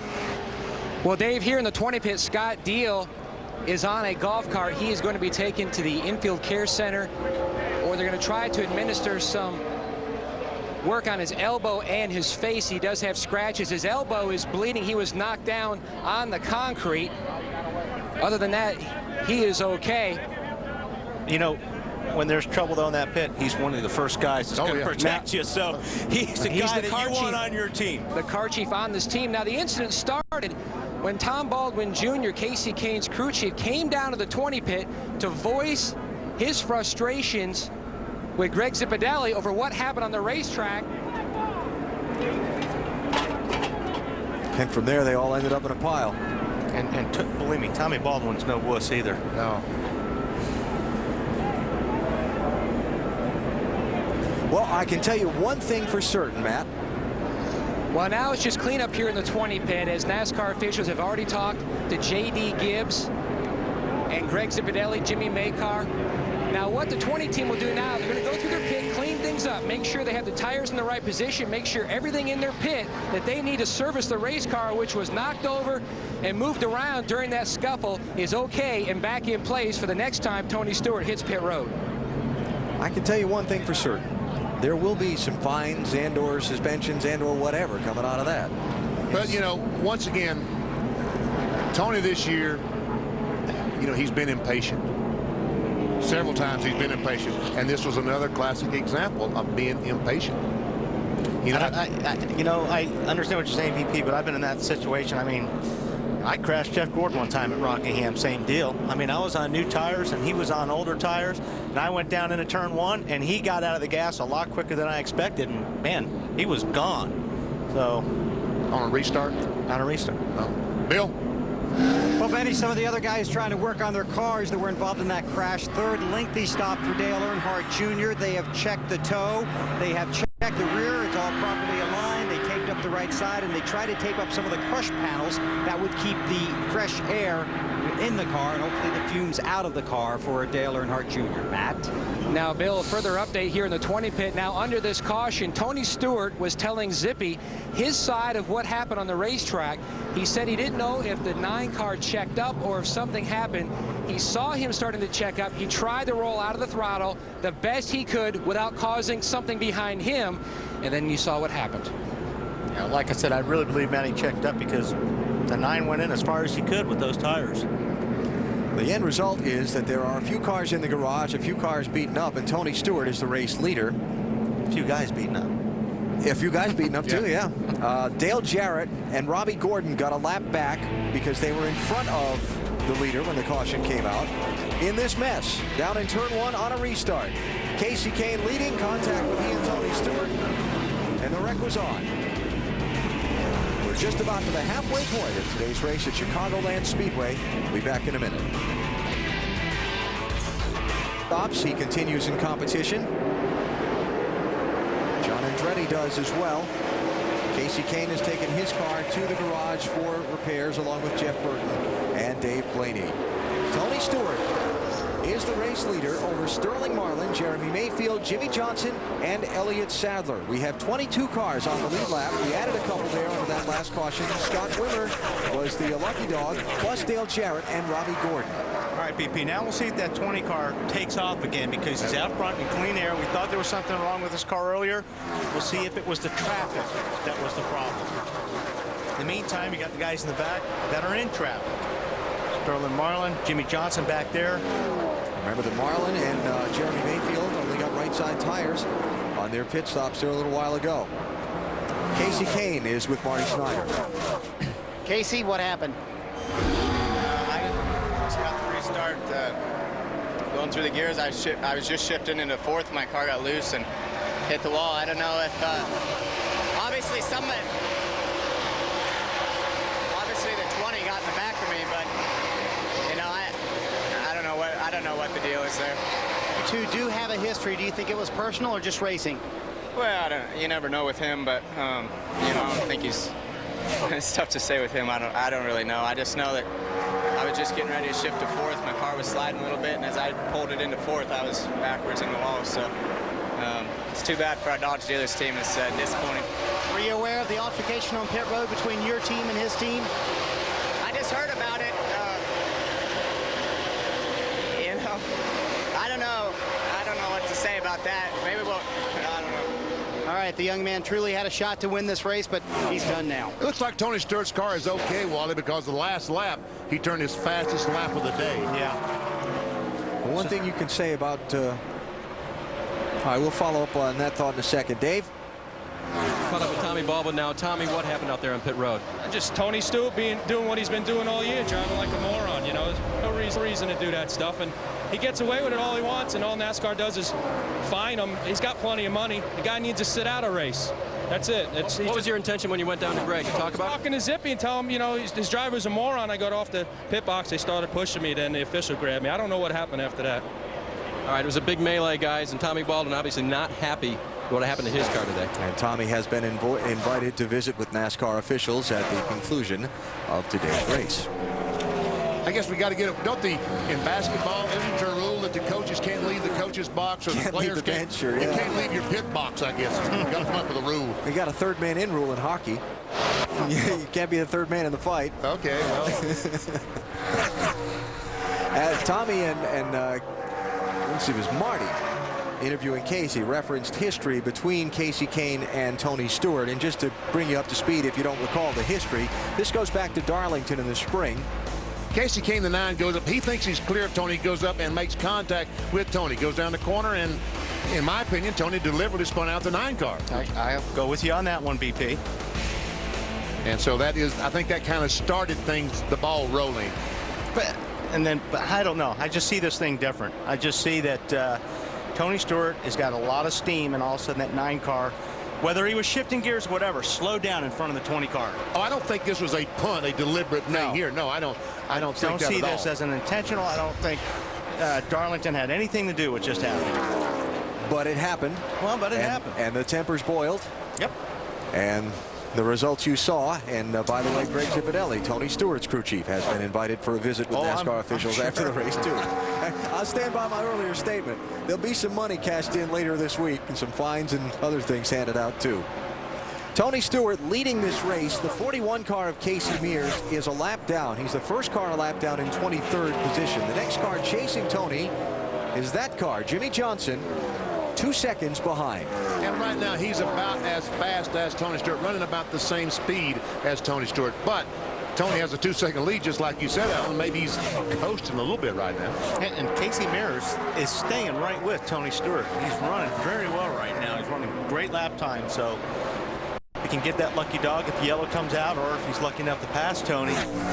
Casey had to make an unscheduled pit stop at lap 118, which dropped him off the lead lap, which is the hole he's trying to dig out of now.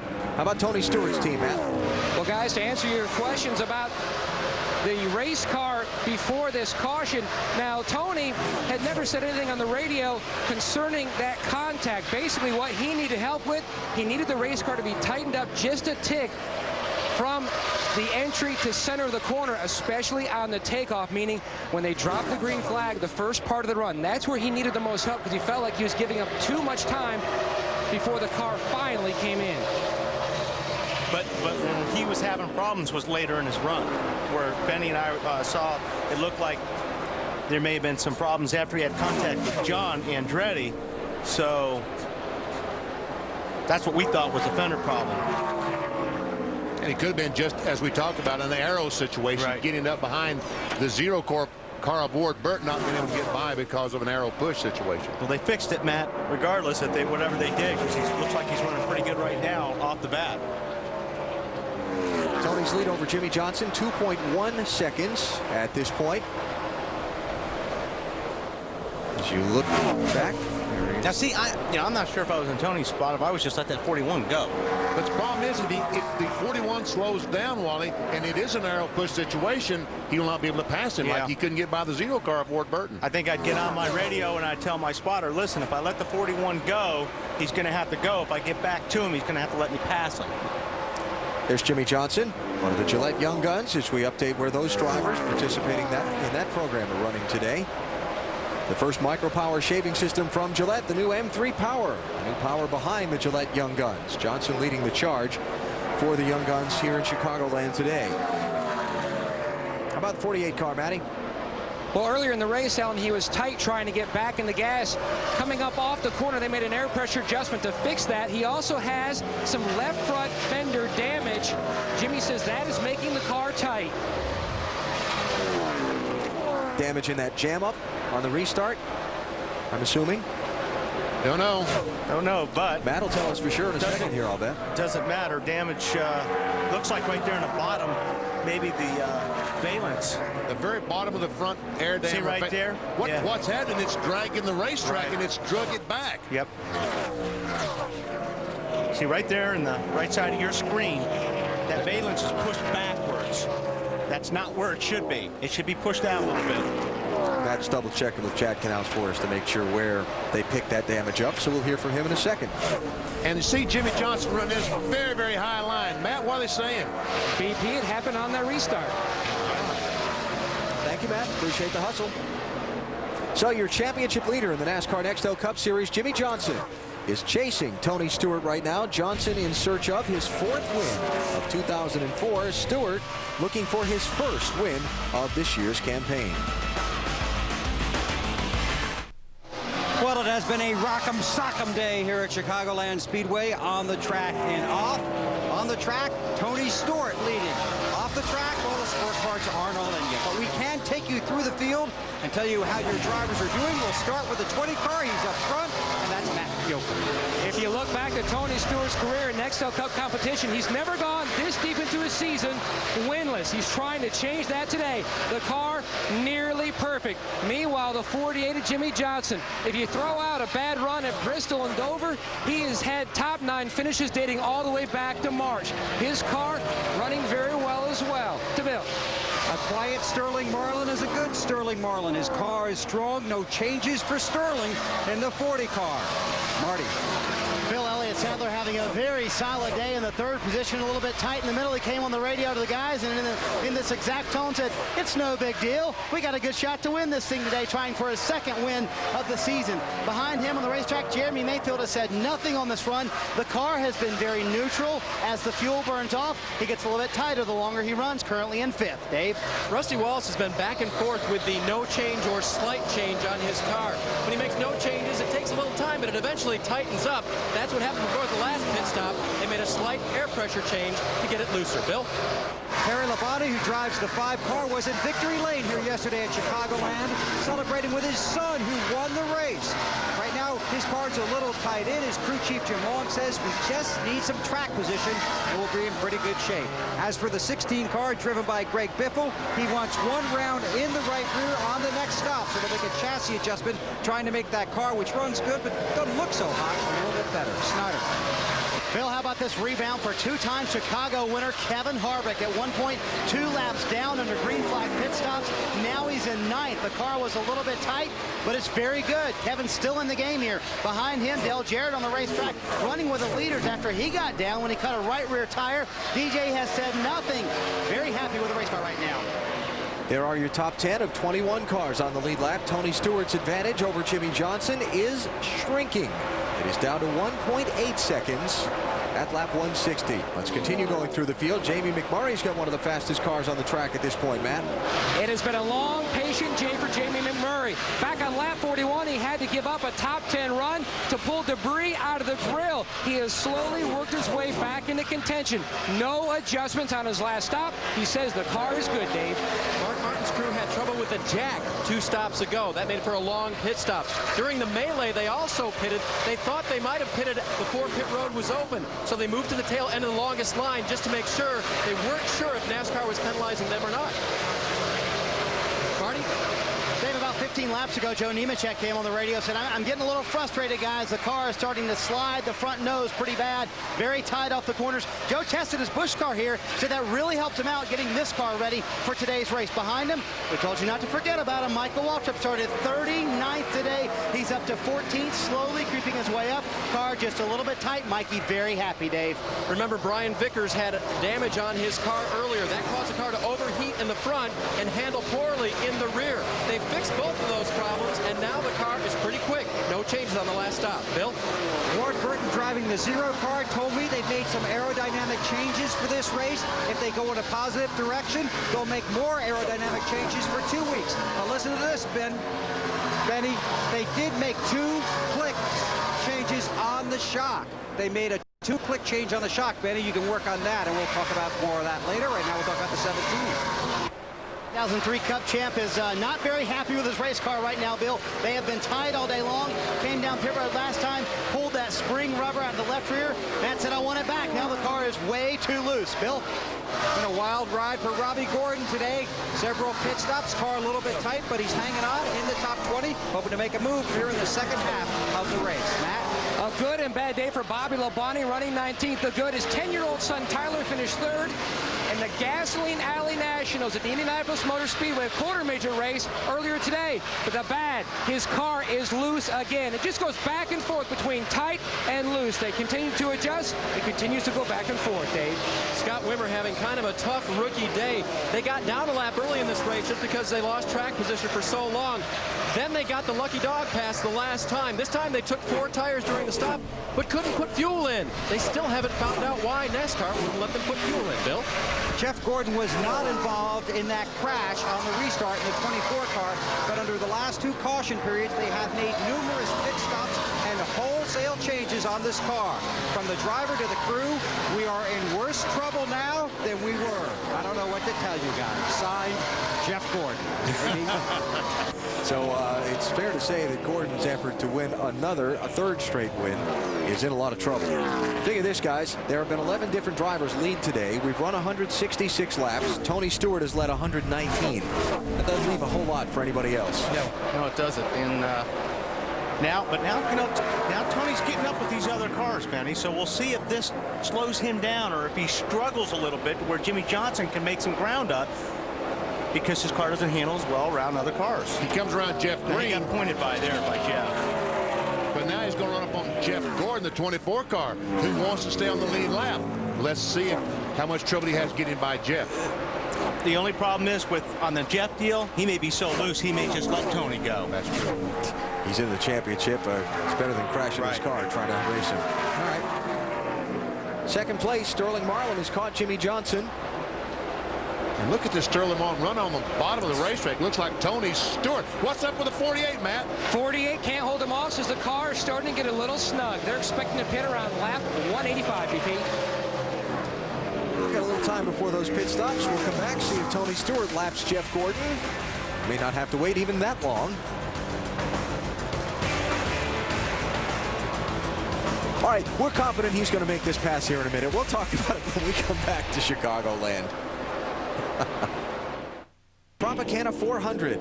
It is waved because a piece of metal has come off just at the exit of turn 4 by the double lines that they use to mark the restart point on the racetrack. And so the yellow flag flying today for a 6th time in this race. Jeff Gordon was overtaken by Tony Stewart, but the caution comes out quickly, and so he's the dog, the lucky dog. He's barking. He becomes a lucky dog, and I've heard him say that he doesn't believe in the lucky dog. He will today. He might believe in it today. I guess he doesn't have to take it, does he? No, he doesn't have to. He not can refuse really have to take it. Here's where Gordon got passed by Tony Stewart. Jeff held him off for a long time, a lot longer than I thought he was. And then about a lap later, the caution came out. And once the leaders go to pit road, Jeff will be waved around the pace car and come back around and make his pit stop and join the tail end of the field. Been talking about the word tight a lot today. If you're new to NASCAR, it's the slang term that the drivers and teams use to describe a car that won't turn very well. Let's go inside the Home Depot garage and try to explain to you what tight is. The car goes in the corner. When the car's perfect, the tires are green. But when they turn red, those front tires turn red, the rear ones are still green. You turn the steering wheel, it just won't turn. It goes up the racetrack. And that is an understeering or tight race car. Now, a minute ago, Bill Weber was giving us an update from Jeff Gordon's pit, was talking about changing the clicks on a shock. Demonstrate, sir. And it's simple as this. See the pink line? Now, why these guys would use pink, but it's 1, 2 clicks, and let's change the shock. Change the chassis. And I'll try to make this simple so Bill Weber can even understand it. Basically, it's just like a spring. It makes that shock softer or stiffer. So you're making an adjustment. You know, a lot of these guys use tire pressures, and that changes the spring rate. This is kind of another way to change the spring rate. Well, did you understand that, Weber? I doubt it. You were perfect, Wally. I was speechless. He's getting ready for pit stops is what he's doing. As the leaders come in, what will be at lap 174, and we go to Marty. Elliott Sadler on the back end of the road, back into pit road. Currently running 4th car, slides the nose just a little bit in 1 and 2. He said, I don't know what to do to keep up with these guys. Car's just about perfect. Half around up on the track bar, trying to loosen them up just a little bit. Dave? On the bottom of your screen, Rusty Wallace's car a little bit tight. Track bar adjustment in the right rear. Also pressure into the right rear tire, Matt. Tony Stewart now just a smidgen on the tight side. They're going to back up an air pressure adjustment they made on the previous stop, Bill. Sterling Marlin gets 4 tires, gets a tear-off removed from the front windshield, waiting for the lefts to tighten up. The car is good, no chassis adjustment. The race is on. Oh, he almost did it, but I think he got out right behind Jimmy Johnson. Yeah, I'll say 20-48 there, Johnson and Tony Stewart. Well, that's what I just said. All right, here we go. It's Tony Stewart comes off pit road first. Now, the question is, where does Sterling Marlin fit in this deal? Ooh. Oh, how do you judge that? I guess he's 4th. Yep, Elliott got him. And Jeremy Mayfield. Everybody on the lead lap that pitted there, 4 tires on the stops. 93 laps to go. That's going to set up, if we were to go green from here to the finish, a very brief visit to pit road for some fuel in the late laps. And maybe 2 tires. That's still to come.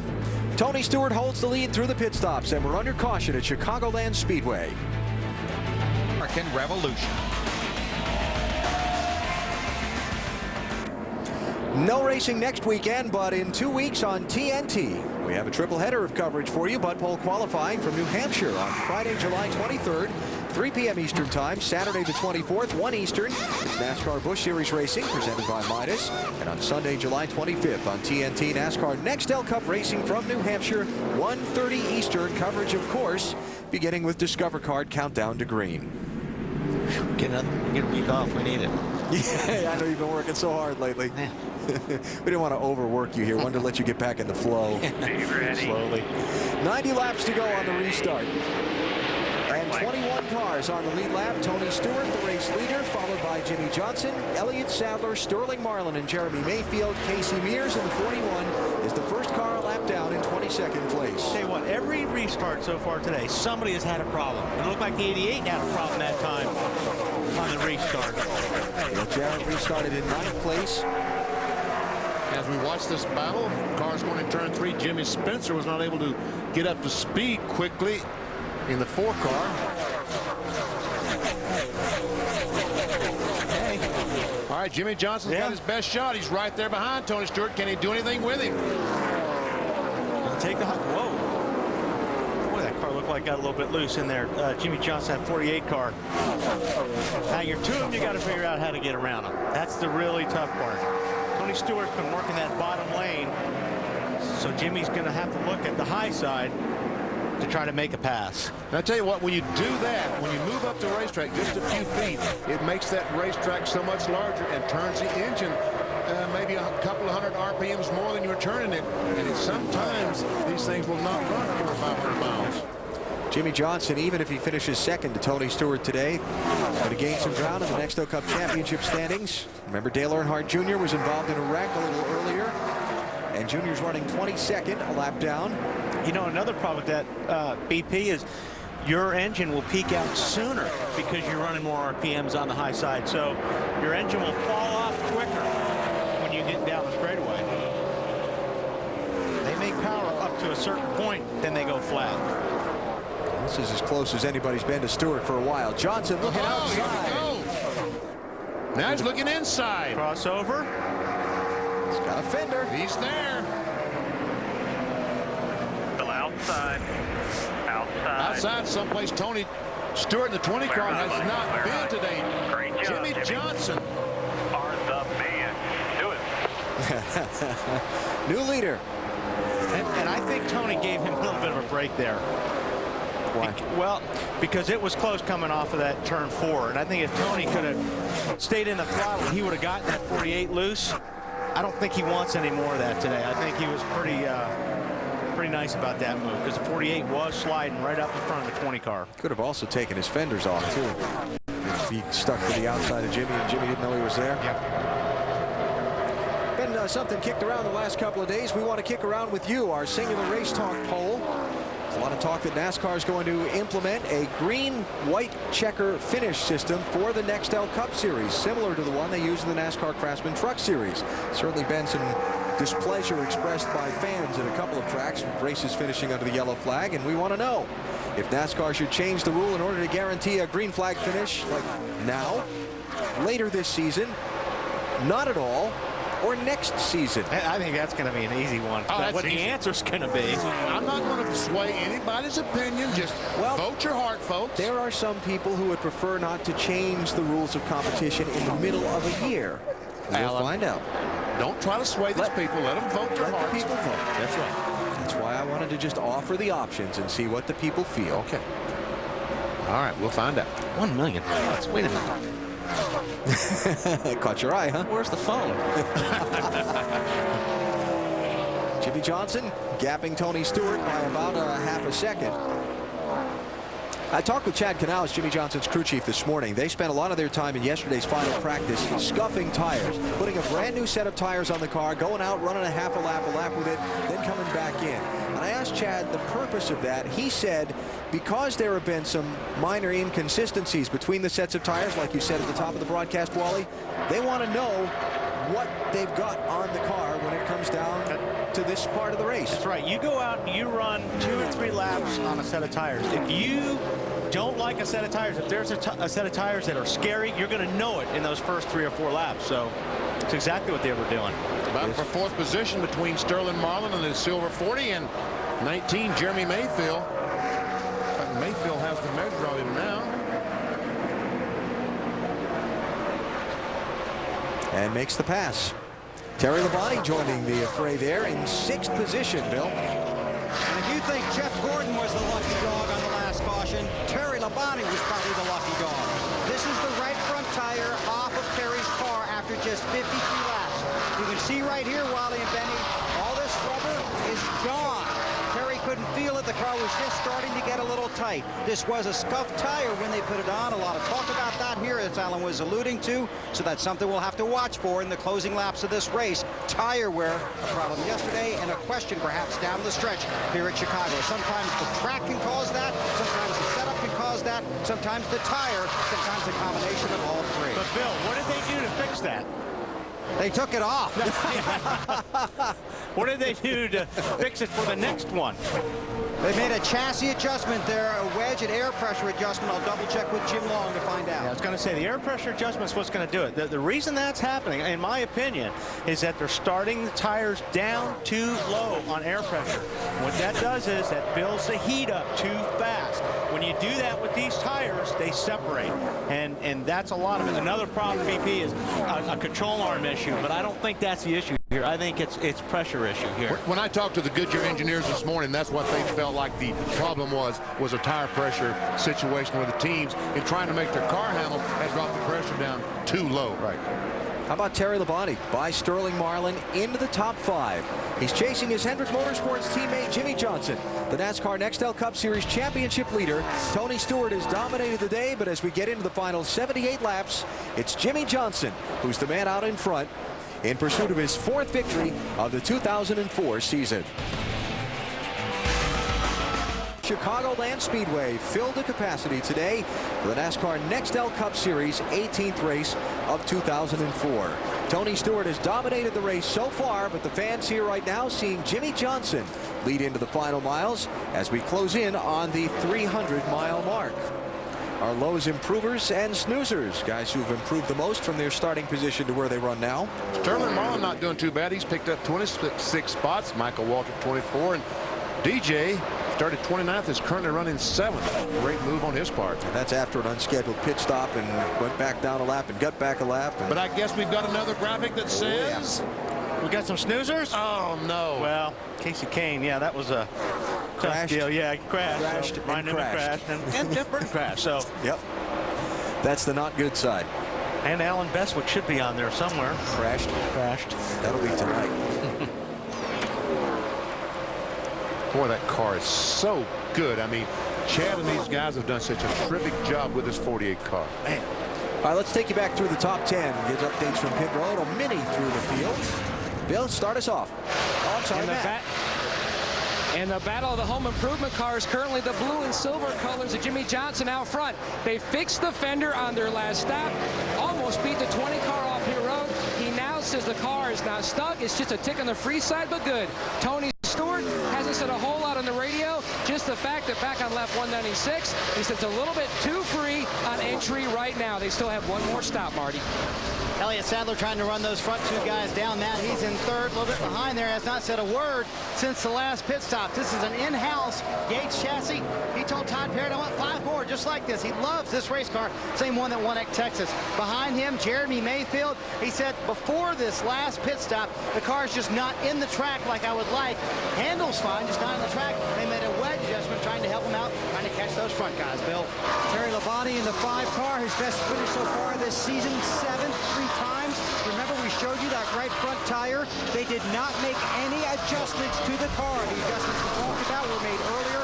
No adjustments. They're hoping that was just a one-tire situation, that it won't come back and bite them. Sterling Marlin in the 40 car has been quiet all day, except on this set of tires, which, to put it mildly, he does not like.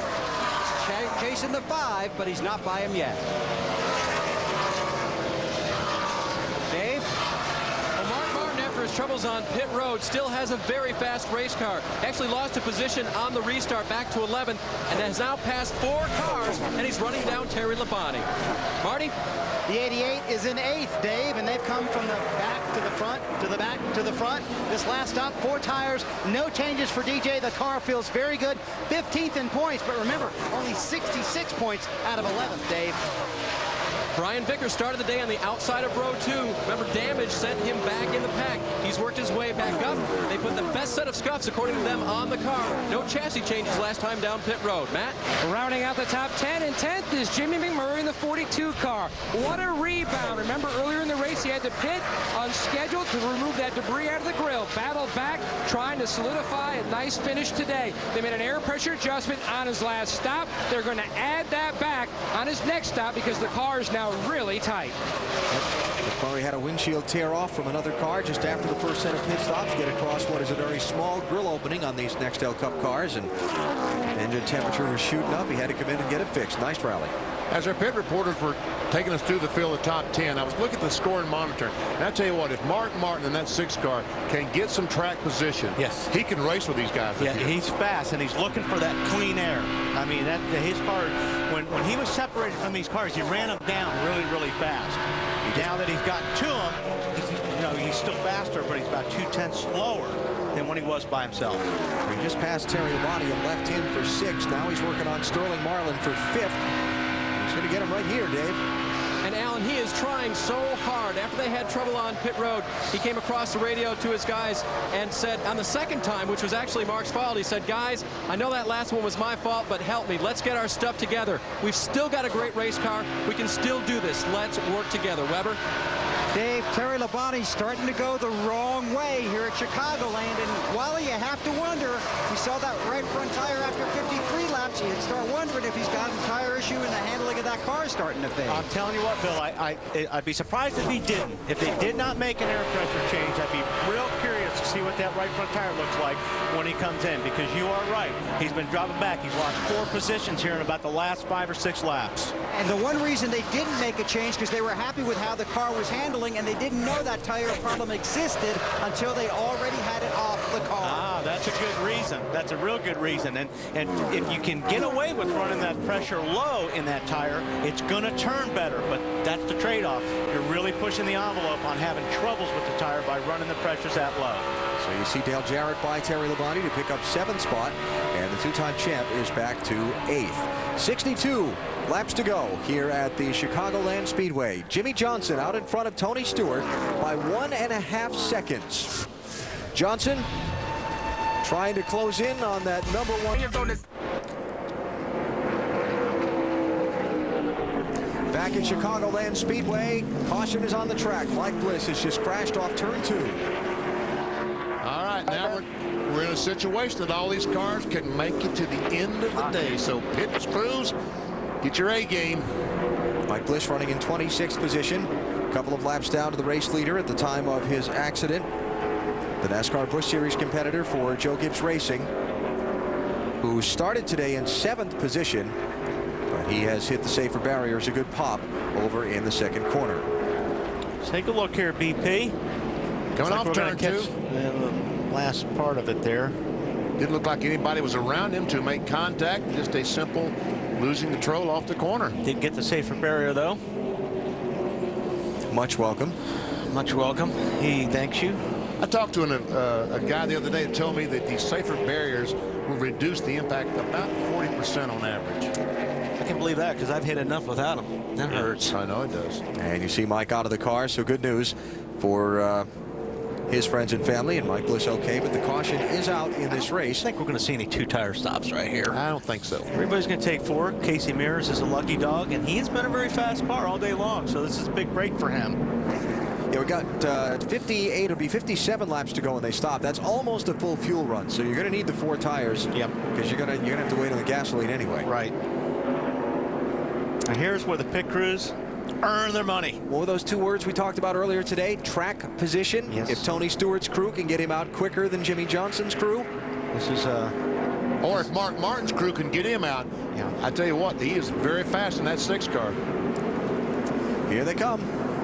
Critical final pit stops. Marty Snyder starts us off. Or the M&M's gang might win this race off pit road. They're nicknamed Chocolate Thunder by themselves. The last 2 stops, 13-2, 12-9. Half round out of the left rear. Elliott's just a little bit tight. Todd Parrott said we need 4 tires to go to the end. Dave? Redemption time for the 6 crew. Air pressure adjustments in 3 of the 4 tires for Mark. The car is just a little bit tight. They coming around to the left side, trying to get off pit road first. Matt? The top of your screen, Jimmy Johnson, the leader.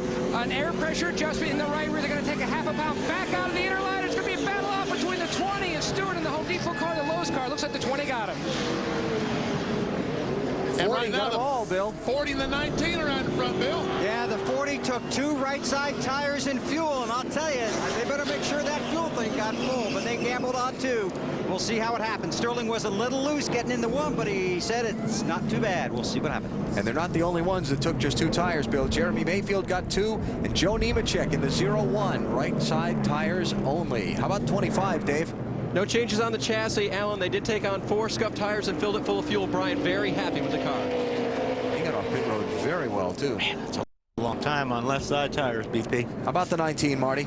Yeah, and Jeremy Mayfield said the only adjustment I want is a little track position. They've had a great car all day long. They've tried it before. It worked before. 2 tires for the 19 bunch. I agree with your statement before, Wally. The question is, did they get it full of fuel? Yeah. They weren't there very long. No,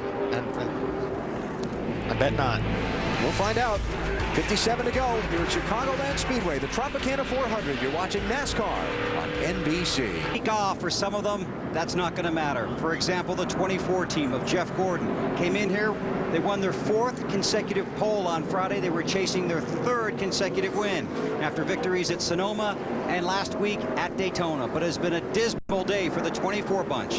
They're not going to win. They're not going to make up any ground in the points. And they're going to hopefully pick up ground when this series resumes in 2 weeks at Loudon. They have waved off the green flag here at Chicagoland Speedway, so they will take at least 1 more lap under caution before we go back to green. And that gives us an opportunity to take you inside the field. Throughout the race, several times we take you inside through the field to let you know how the top 20, top 25 are running. But let's take you inside the field. For example, there's Ricky Rudd. His best finish this year, 11th at Richmond, still looking for his first top 10. Under that throwback paint scheme is the blue of a Mark Martin car. They were hopeful that coming in here that they would find some aerodynamic things that would help Ricky run better, but it hasn't worked out for him today. Be another disappointing finish. Ricky wanted to make it clear at age 47, he has not surrendered, and if you heard his voice and looked into his eyes, you can still hear and feel his passion for racing. Dave?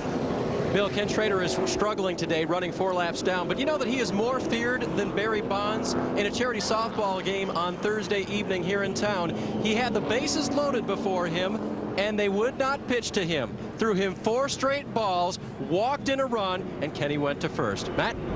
It was a good day and a bad day for Kyle Petty. The phone call no father wants to hear Thursday morning. He was told son Austin was injured in a motorcycle accident. Not of his doing, but he will pay the price. Both ankles broken, pins in both ankles. The good news, he will be okay. The news got even better. They raised $50,000 Thursday night in the softball game for the Victory Junction Gang Camp, a camp for diseased children in the memory of Adam Petty, who we lost back in 2000. His birthday, yesterday, he would have been 24. Marty? Matt, all these teams on pit road work very hard, but Brendan's Gone team, many of them moved from Las Vegas to Charlotte, North Carolina. They've gotten no more than 1 day off a week. Shane Wilson told the team this week, you'll have 4 days off after we test Indy. The man who pushed for it, Brendan Gone, to give the guys a break. We go back to green in Chicago. And we do so with 53 laps to go in this race. And the 40 car, once again, vapor lock. You know, it cost him the Brickyard 400 a few years ago. Same thing again. The fuel gets so hot that it boils, gets an airlock in there.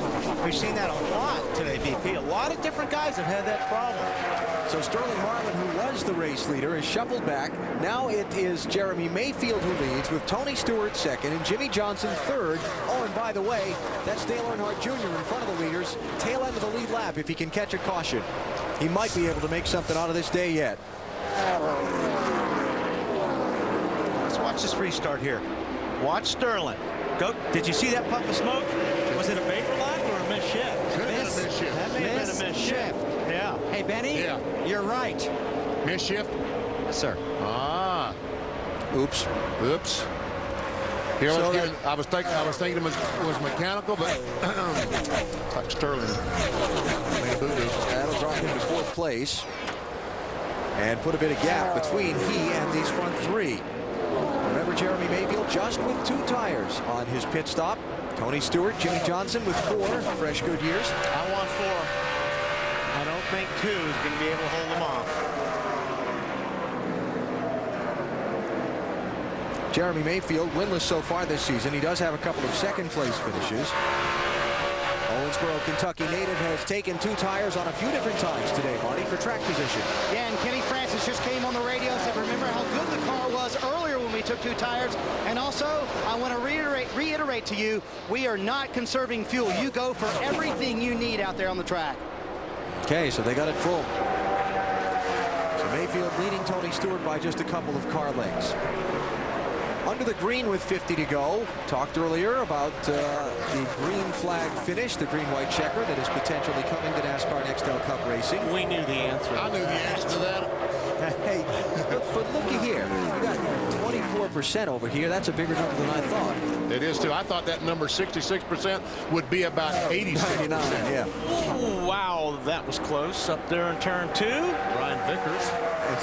And with half the season remaining, do you want to see the rule change for a green-white checker finish? Do I want to see it as a booth boy or as a driver? Both. Don't want to see it as a driver. As a booth boy. Love it. Can't wait. That's right. It's totally different because, you know, as a driver, you're getting set up for those last 3 laps at green-white checker for disaster.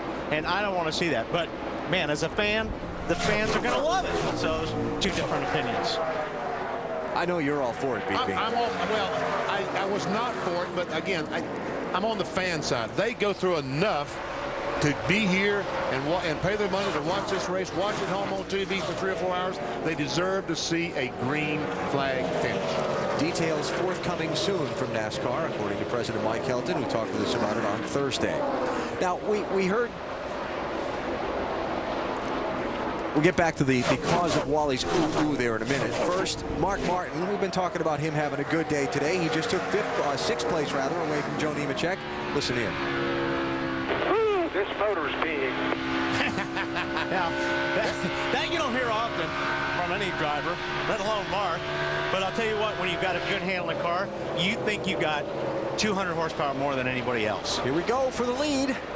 Putting Dale Jr. a lap down. Tony Stewart right under the back bumper of Jeremy Mayfield. They've shaken Jimmy Johnson for a second. This is just a matter of time, I think, Alan. I really think that the 20 car is just, all he's got to do is be patient here.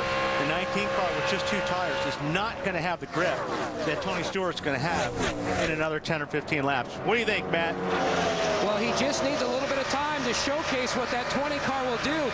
It takes a little while for the car to come in. It starts out a little free on the get-go. They made a slight air pressure adjustment to speed up that process for this final run.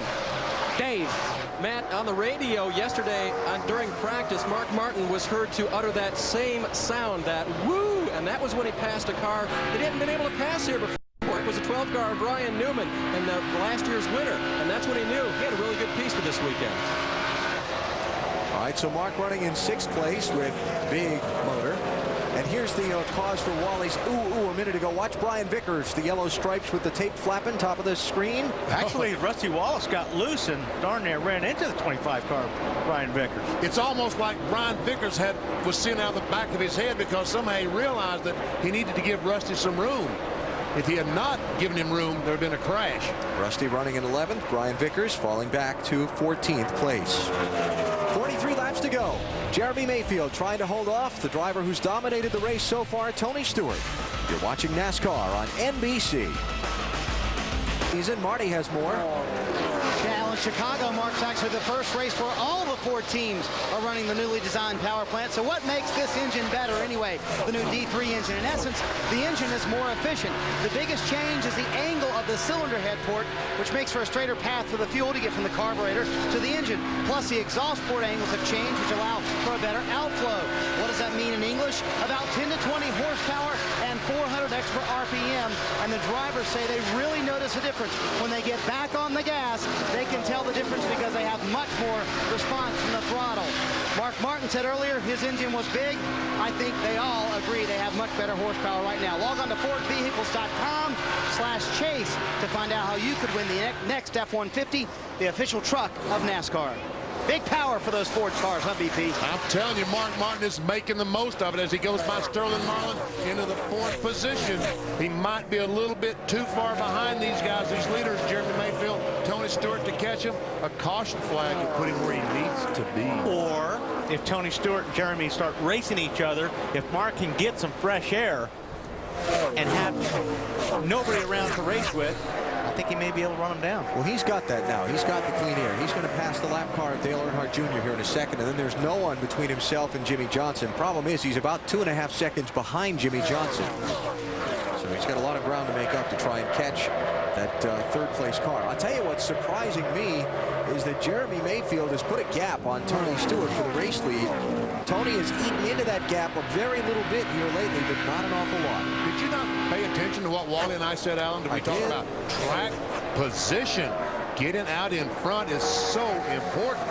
And I think also, like Matt was saying earlier, the 20 car is loose, and I thought, well, let's see, let's take. I watched him a few laps, and when he was back off the 19 car, he was loose.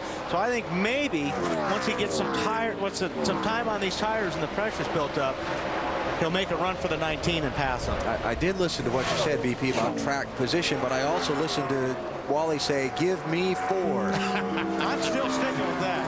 Okay. How about Jeremy Mayfield, Marty?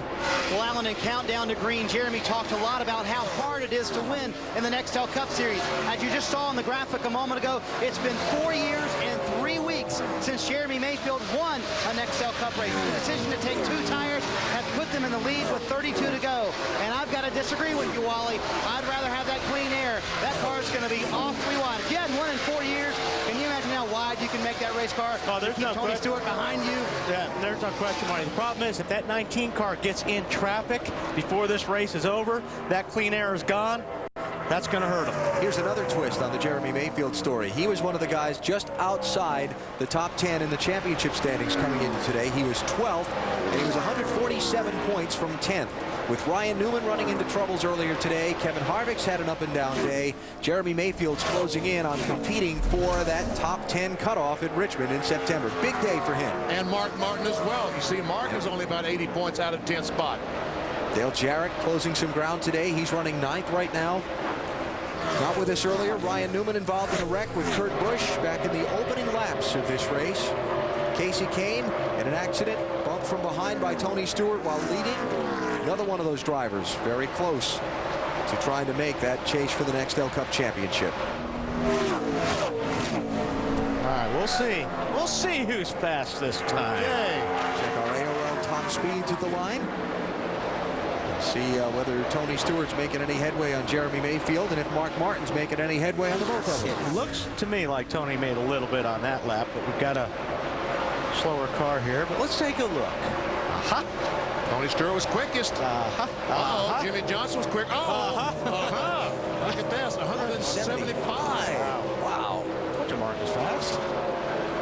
That's about 0.3 of a second quicker than the leader. And like I said, now Tony gets to that 19 car of Jeremy Mayfield. They start racing. They're going to slow down 0.3 of a second a lap.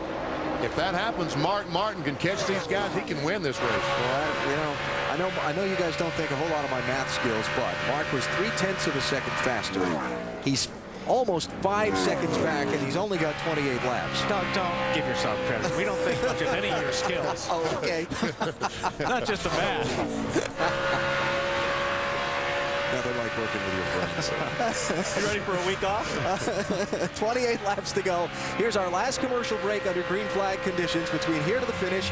And of course, as always, with NASCAR on NBC, if anything happens during the commercial, well, it took him about 27 laps to do it, but Tony Stewart has finally worked his way around Jeremy Mayfield and reclaimed the lead in this race. So here's the pass. He goes up on the high side where those 4 tires were sticking better than the 2 tires of Jeremy Mayfield. Hey, Marty. Hang on there, Wally. We got a yellow. Caution flag is out. Debris in turn 4. Oh, now what do you do with 22 laps to go? There it is, hunk of metal. We saw this exact same thing happen yesterday. Cars stopped. Some cars stopped, changed tires, some 2 tires, some 4 tires. Some cars stayed on the racetrack, and it looked like the cars that stayed on the track were better off. I'm not coming in. You're not coming in? No, okay. not with 22 laps to go. And by the way, I mentioned this before, but first car not on the lead lap, Dale Earnhardt Jr. It's a lucky dog again. He's a barking.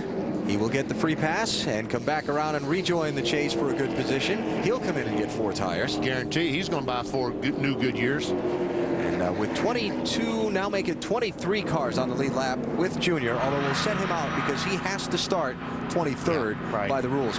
22 cars on the lead lap. If I'm the guys from 10th on back, I'm getting 4 tires. Absolutely. But if you're in the top 3 or 4 cars, don't forget these guys are going to have to start double file. If I'm going to be in the top 3 or 4, if I'm Mark Martin, I'm not coming in. No, I don't think Mark Martin's going to come in now. And he's in 4th right now. All right, here we go. Track is the pit road is open. All right, who's the first car? Joe Nemechek. Which is in 8th place. DJ, Rusty, Biffle. A couple guys in the back stayed out. I'm surprised Robbie Gordon stayed out. Go ahead, Marty. Well, Dale Jarrett felt like this was the only way they could really gain some track position, kind of mired back there at 10th. A little bit tight for DJ, half a round up on the track, or the wedge bolt, and 2 tires only. Dale Jarrett gets 2. And Joe Nemechek. All right, we are into the caution. We'll reset it for you when we come back. See how this finish shakes out. Tony Stewart out in front, coming up on 20 laps to go here in Chicagoland. Yes, they do. Good to see the Sunoco folks here. And Wally, you started in modified racing up in the Northeast. I guess you use a lot of the Sunoco fuel. Yeah. Let's hear from some crew chiefs before we go back racing for this final sprint to the finish. Matt, you're up. Zippy, not a lot of debate on the radio whether to stay out for track position or pit.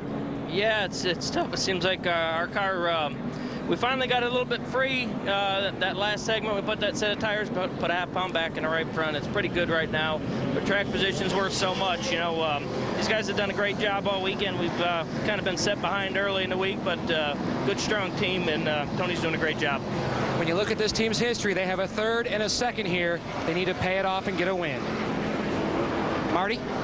Matt, Kenny Francis, crew chief and cheerleader for the 19 team, and kind of trying to encourage Jeremy on what happened when Tony passed him, and is the restart the best place for him to pass him back? We've been, you know, Jeremy said he got a little bit tight there off 2. We felt like that was where Tony was beating him. So, you know, we're going to try to give it our best shot. I know he's going to do everything he can. Jeremy's done a real great job all day. Our Dodge has run good all day. Duke Crew's done a great job in the pits, and just want to thank all the Dodge dealers out there, and maybe we can give them something to be proud of here. Dave? Listen, Petrison, Marcus finally caught him. Can he get him? I hope so. I mean, we've been pretty good here. The Viger Ford Tour's been awesome all day. A little miscue on pit road and stuff, and but he's done an awesome job, and hopefully we can go run him down and get him. We were faster that last run, so hopefully we can get him in the last 20. Bill? Robbie Loomis, high hopes today. What happened? We just, we had a problem on the left rear. Looks like the left rear jack screw backed off the thing. We finally caught it on the one pit stop. Got it adjusted. The car just lost all its wedge, got extremely loose. We did a lot of things to tighten it up. Once we got the wedge back in, it was way too tight. Now we got 4 new tires, 18 laps to go. It's going to be real exciting. Alan. Real exciting is right. Jeff Gordon restarting 16th. I had that happen to me at Dover. Jack threw back Yeah, off. you had that happen.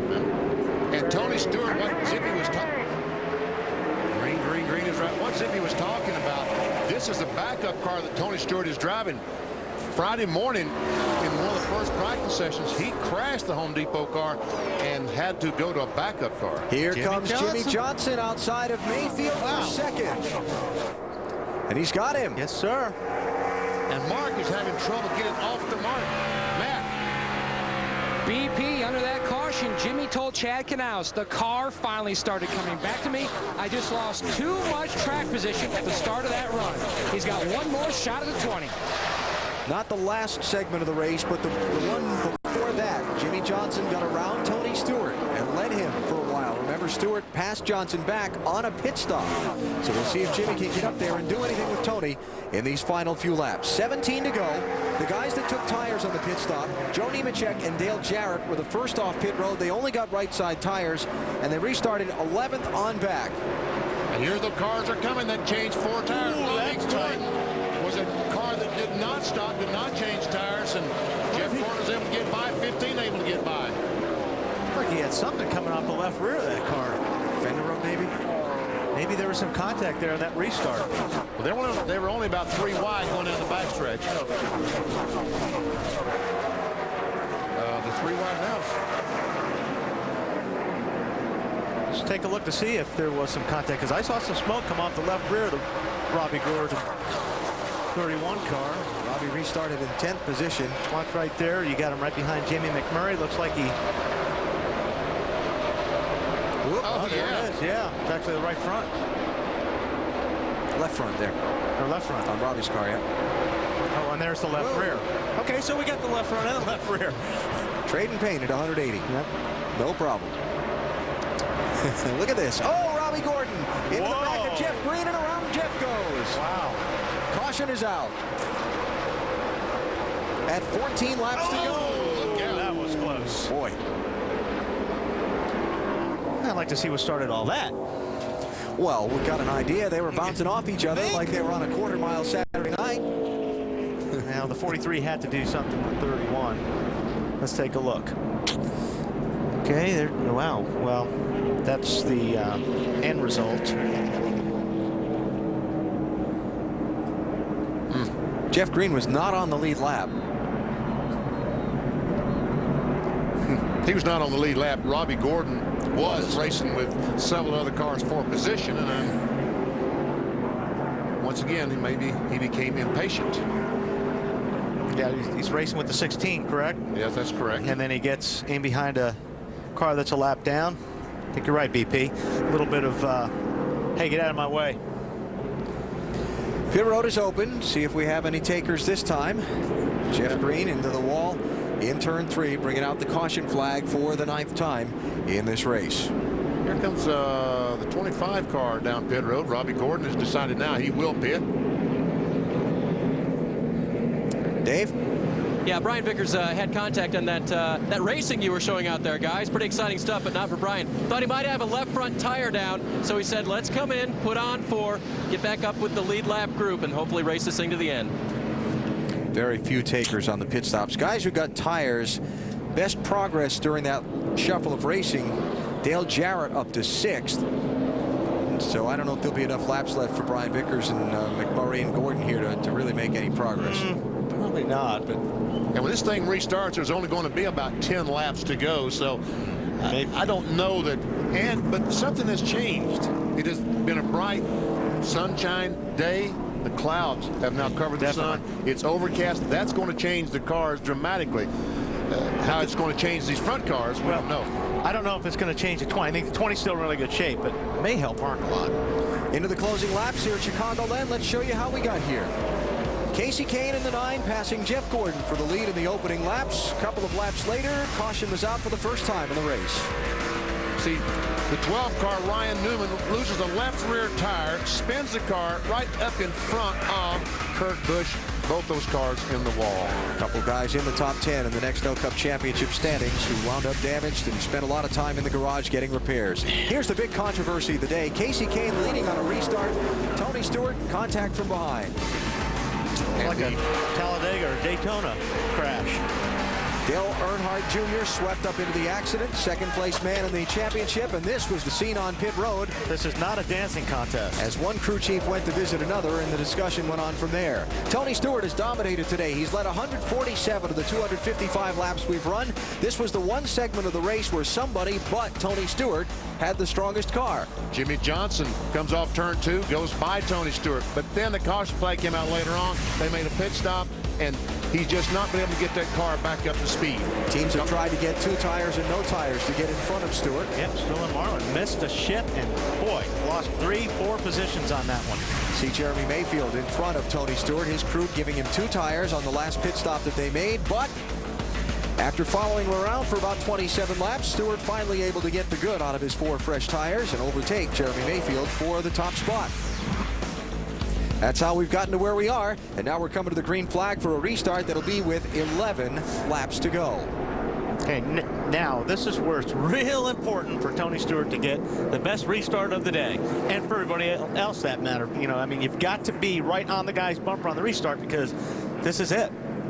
Not pictured in our race recap much, Jeff Gordon, the driver who started on pole today, looking to win a 3rd straight race. He has struggled all day long. A jacking screw backing out of the suspension of his car. The crew has finally fixed it, and Gordon is up to 10th place. And the important thing for Jimmy Johnson, Jeremy Mayfield, Mark Martin on this restart is to get by Kyle Petty. Kyle will probably just go very slow down into turn 1 to give these leaders all an equal opportunity to get by. Green flag. Kind of looks like it, huh? So here we go. Everybody's clear so far except for Mark. 11 laps to go. Is clear. Well, that was pretty nice of Kyle. Tony Stewart, Jimmy Johnson, Jeremy Mayfield, Mark Martin, Sterling Marlin, the top 5. Dale Jarrett with 2 fresh tires on his last pit stop, and then Jeff Gordon with 4 fresh tires on his pit stop, trying to make way through the traffic. Elliott Sadler, 38 car, looked like he had a problem on the restart. He was very slow down the backstretch, lost several positions. He goes from 8th all the way back to 12th. Here goes Mark Martin trying to get on the inside of Jeremy Mayfield. He does it. Battle for 3rd. And through. Mark Martin has rallied back. They had a problem on a pit stop. He had to take to the grass during a caution flag and make an extra pit stop. Yet he's up to 3rd, trying to close on the leaders. Terry Labonte trying to get under Sterling Marlin and grab a spot. Look at Jeff Gordon. 8th spot right now. He's going to get done with this day and think of what might have been. Oh, yes. That jacking ball comes undone. Let me tell you something. Those cars are wicked to drive. Working on Terry Labonte for 6th place is Jeff.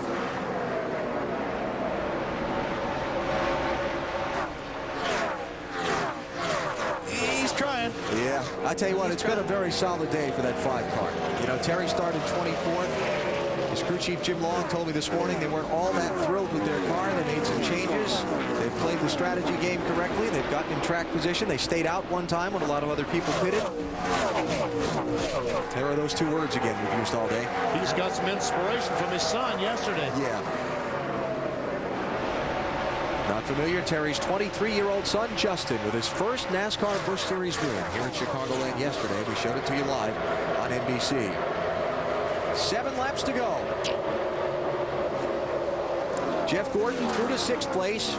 Dale Jarrett's next in front of him. Out in front, Jimmy Johnson can't handle Tony Stewart. He's pulling away in the 20 car. Now, it looks like Tony's got it where he wants it. Mark is picking up a little bit on the 48 car, but he's got to, once he catches him, he's got to figure a way to pass him, and we've only got 6 to go when they come back across the line. Jared Martin on lap 259 ran his fastest lap of the day.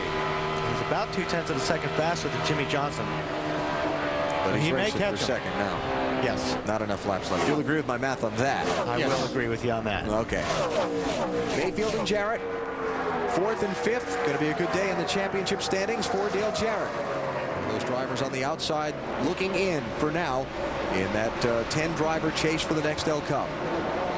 And up to Tony Stewart. 5 to go. Got that racetrack all to himself, BP, and that's what you want. Tony Stewart has been excellent here the last couple of years. He finished 3rd in 2002, led 35 laps. He won the pole and finished 2nd here last year, led 80 laps. But you know, the fact that Tony Stewart has not won yet this season is sort of a payoff to the feature we did on Discover Card Countdown to Green about just how difficult it is to win these Nextel Cup Series races. Everything's got to be perfect. Everything has got to be perfect. And you know where it's really going to count. But wait a minute. Yesterday, everything wasn't perfect. They had, you know, Mike Wallace stayed out there. He got some track position and started running some fast laps, and he ran out of gas. Well, it wasn't perfect. That's he ran right. out of gas. You've got to be perfect. Well, I guess that's right. Oh, we got a car. Who's that? Mark Martin scraping the wall. No, he's got a... Oh, have a tire go down, or maybe let's take... What did he say? My brakes are gone. Did he say my brakes are gone, Dave? He said I saved it. Now, I haven't figured out if he hit the switch as quick as he said I saved race car. I can't believe it. I don't know if we have a replay of how he was off the turn. Okay, it blew up, he said. Yep. But he saved the race car. He didn't get into the wall. This is a favorite race car of theirs. They're taking it testing at Indianapolis Monday, guys. Oh, man, how this is big disappointment. How disappointing is this for Mark Martin? So we stay under green, and we are coming to the white flag for Tony Stewart. He will come by Mark Martin's wounded car, and Tony will have a final 1.5 mile lap to try and secure his first win of 2004. Of course, the day's headlines will be an interesting one for Tony and his team, involved in the incident with Casey Kane a little earlier on a restart, and then the altercation on pit road between the 9 and 20 pit crews. But in the end, it'll be a dominating performance by Stewart, who will have led 160 of 267 laps. That's pretty dominant. Oh, he's been by far the best car today. There's no doubt about it.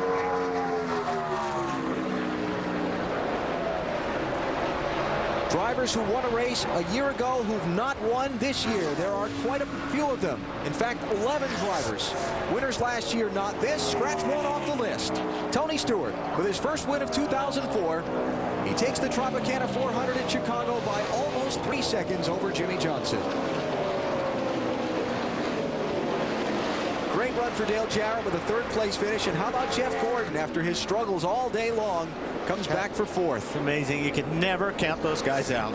Tell you what, DJ and Jeremy Mayfield, both those guys trying to get in that top 10 in NASCAR Nextel Cup. Great run for them today.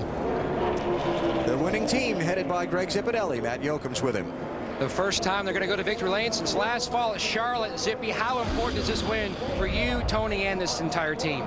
Well, you know, we've been through some ups and downs there in the last month or two, but hey, my hat's off to this team. You know, usually when we get backed in the corner, we fight harder. It means a lot. You you know, for everything to happen, everybody stuck together. Tony stayed focused and did a hell of a job today. A lot of maturity showcased in this pit when the fight broke out. Yeah, that's one thing good about these guys. You know, they're racers. They're all going to help and protect each other. But, you know, we need to stay focused on what we're paid and what we're here to do. And that's the race. Put a good show on for Home Depot fans. And, you know, we were able to do that today. So just proud of everybody here. Last 3 starts at Chicago for the 20 team, a first, a second, and a third. He couldn't wait to get to victory lane. I know. I don't blame him. And as Tony pulls into the winner's circle, Chevrolet congratulates Tony Stewart and the number 20 Monte Carlo on today's big win, our Chevy winning moment. No cars dominated Cup racing like the defending manufacturer's champion, Chevrolet in American Revolution. Been a big day for Tony Stewart and company. It'll be interesting to see what kind of reaction he gets when he climbs from the window into view of the fans. Yeah, there was no burnout or anything like that. What do you think, Bill? Well, it's certainly been an interesting day and an interesting season for these guys. I talked to Tony Stewart briefly yesterday in the garage before practice. He said, it's nice to see you guys back. I said, it's good to be back. He said, more people might be happier to see you in this garage than to see me, meaning himself. So he knows he's been the topic of conversation and controversies throughout the season.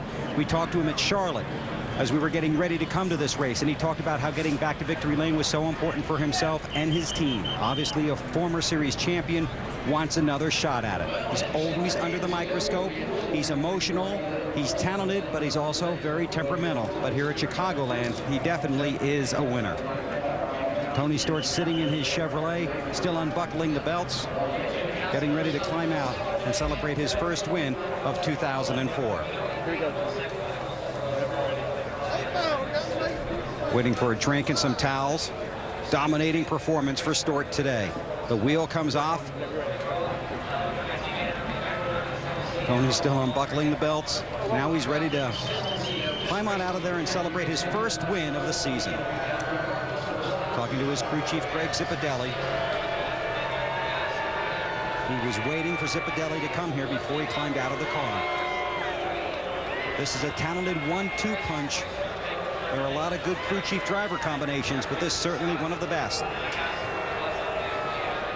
And the fans also waiting for Tony to climb out. Trying to get off all the safety devices, still attached to something. He turns around and takes a look. And all these safety devices designed to protect these drivers during the race can often slow down the victory lane celebration. But this will be a big one. Now he's ready, and here comes Tony Stewart, the winner here at Chicagoland in 2004.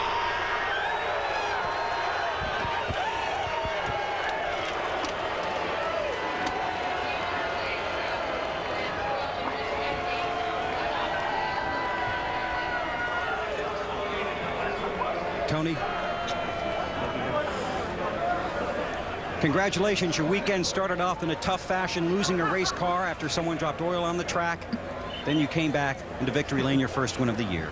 Yeah, what an awesome weekend, boy. I tell you, these Home Depot guys, they had the longest day on Friday that I think I've ever seen them have on a Friday here. But, you know, they just did a great job. You know, we made some changes yesterday. Zippy and I talked about it, and this thing was just awesome all day long. Tony, tell me about what happened with the 9 at Casey Kane.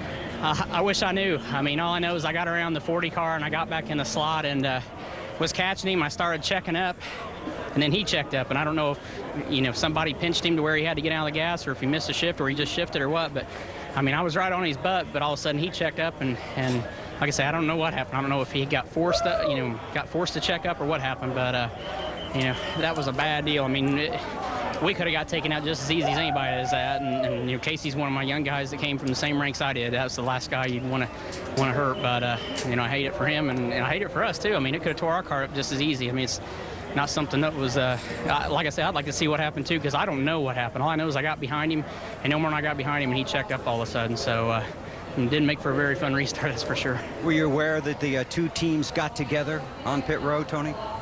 Well, no, I wasn't, but I'm sure I'll hear about it. Tony, has this been a disappointing season, a controversial season for you as you stand here in victory lane? How do you look at how things have transpired this year? Yeah, kind of normal for us. I mean, it's taken us a little longer to get going than normal, but you know, this is, you know, a couple months ago is normally when we get started on a good run, and you know, we had a 5th last week and win this week, so I'd say we're going the right direction again. How about your approach? one week at a time still. That's the only way we can do it. It's, you know, we've all wanted to be better than what we are, but, you know, it just shows the determination of this Joe Gibbs Racing team. And, you know, J.D. Gibbs, our new leader this year with Joe going back to football. And, you know, J.D.'s shown that he's a good leader. I mean, he keeps these guys pumped up. Zippy's done a great job. And these guys just don't quit. I mean, they're probably the toughest Cup crew in Nextel. So, you know, I'm pretty fortunate to be with these guys. You're such an intense individual. Does winning take some of the edge off the pressure to perform?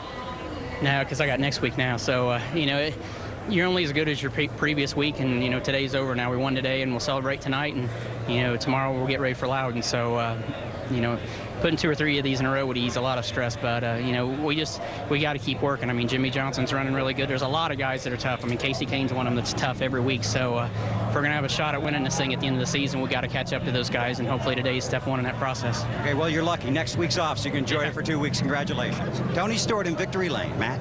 Point leader Jimmy Johnson keeps top-5ing them again. Could you have made that car any better, Jimmy, to catch him? That one segment where we took the lead, that was the best the car was. There at the end, it was a little edgy getting started on the loose side, and that's all I had. You know, the 20 was probably the strongest car all day long. We had one segment where we had the best car, but best car won the race, and too bad we couldn't have something for him there. I really felt like this was a great weekend for us. I wanted to win here in Chicago for Chad being his home state, but I just, you know, it's hard to argue with what this Lowe's team is doing, all the hard work from Hendrick Motorsports.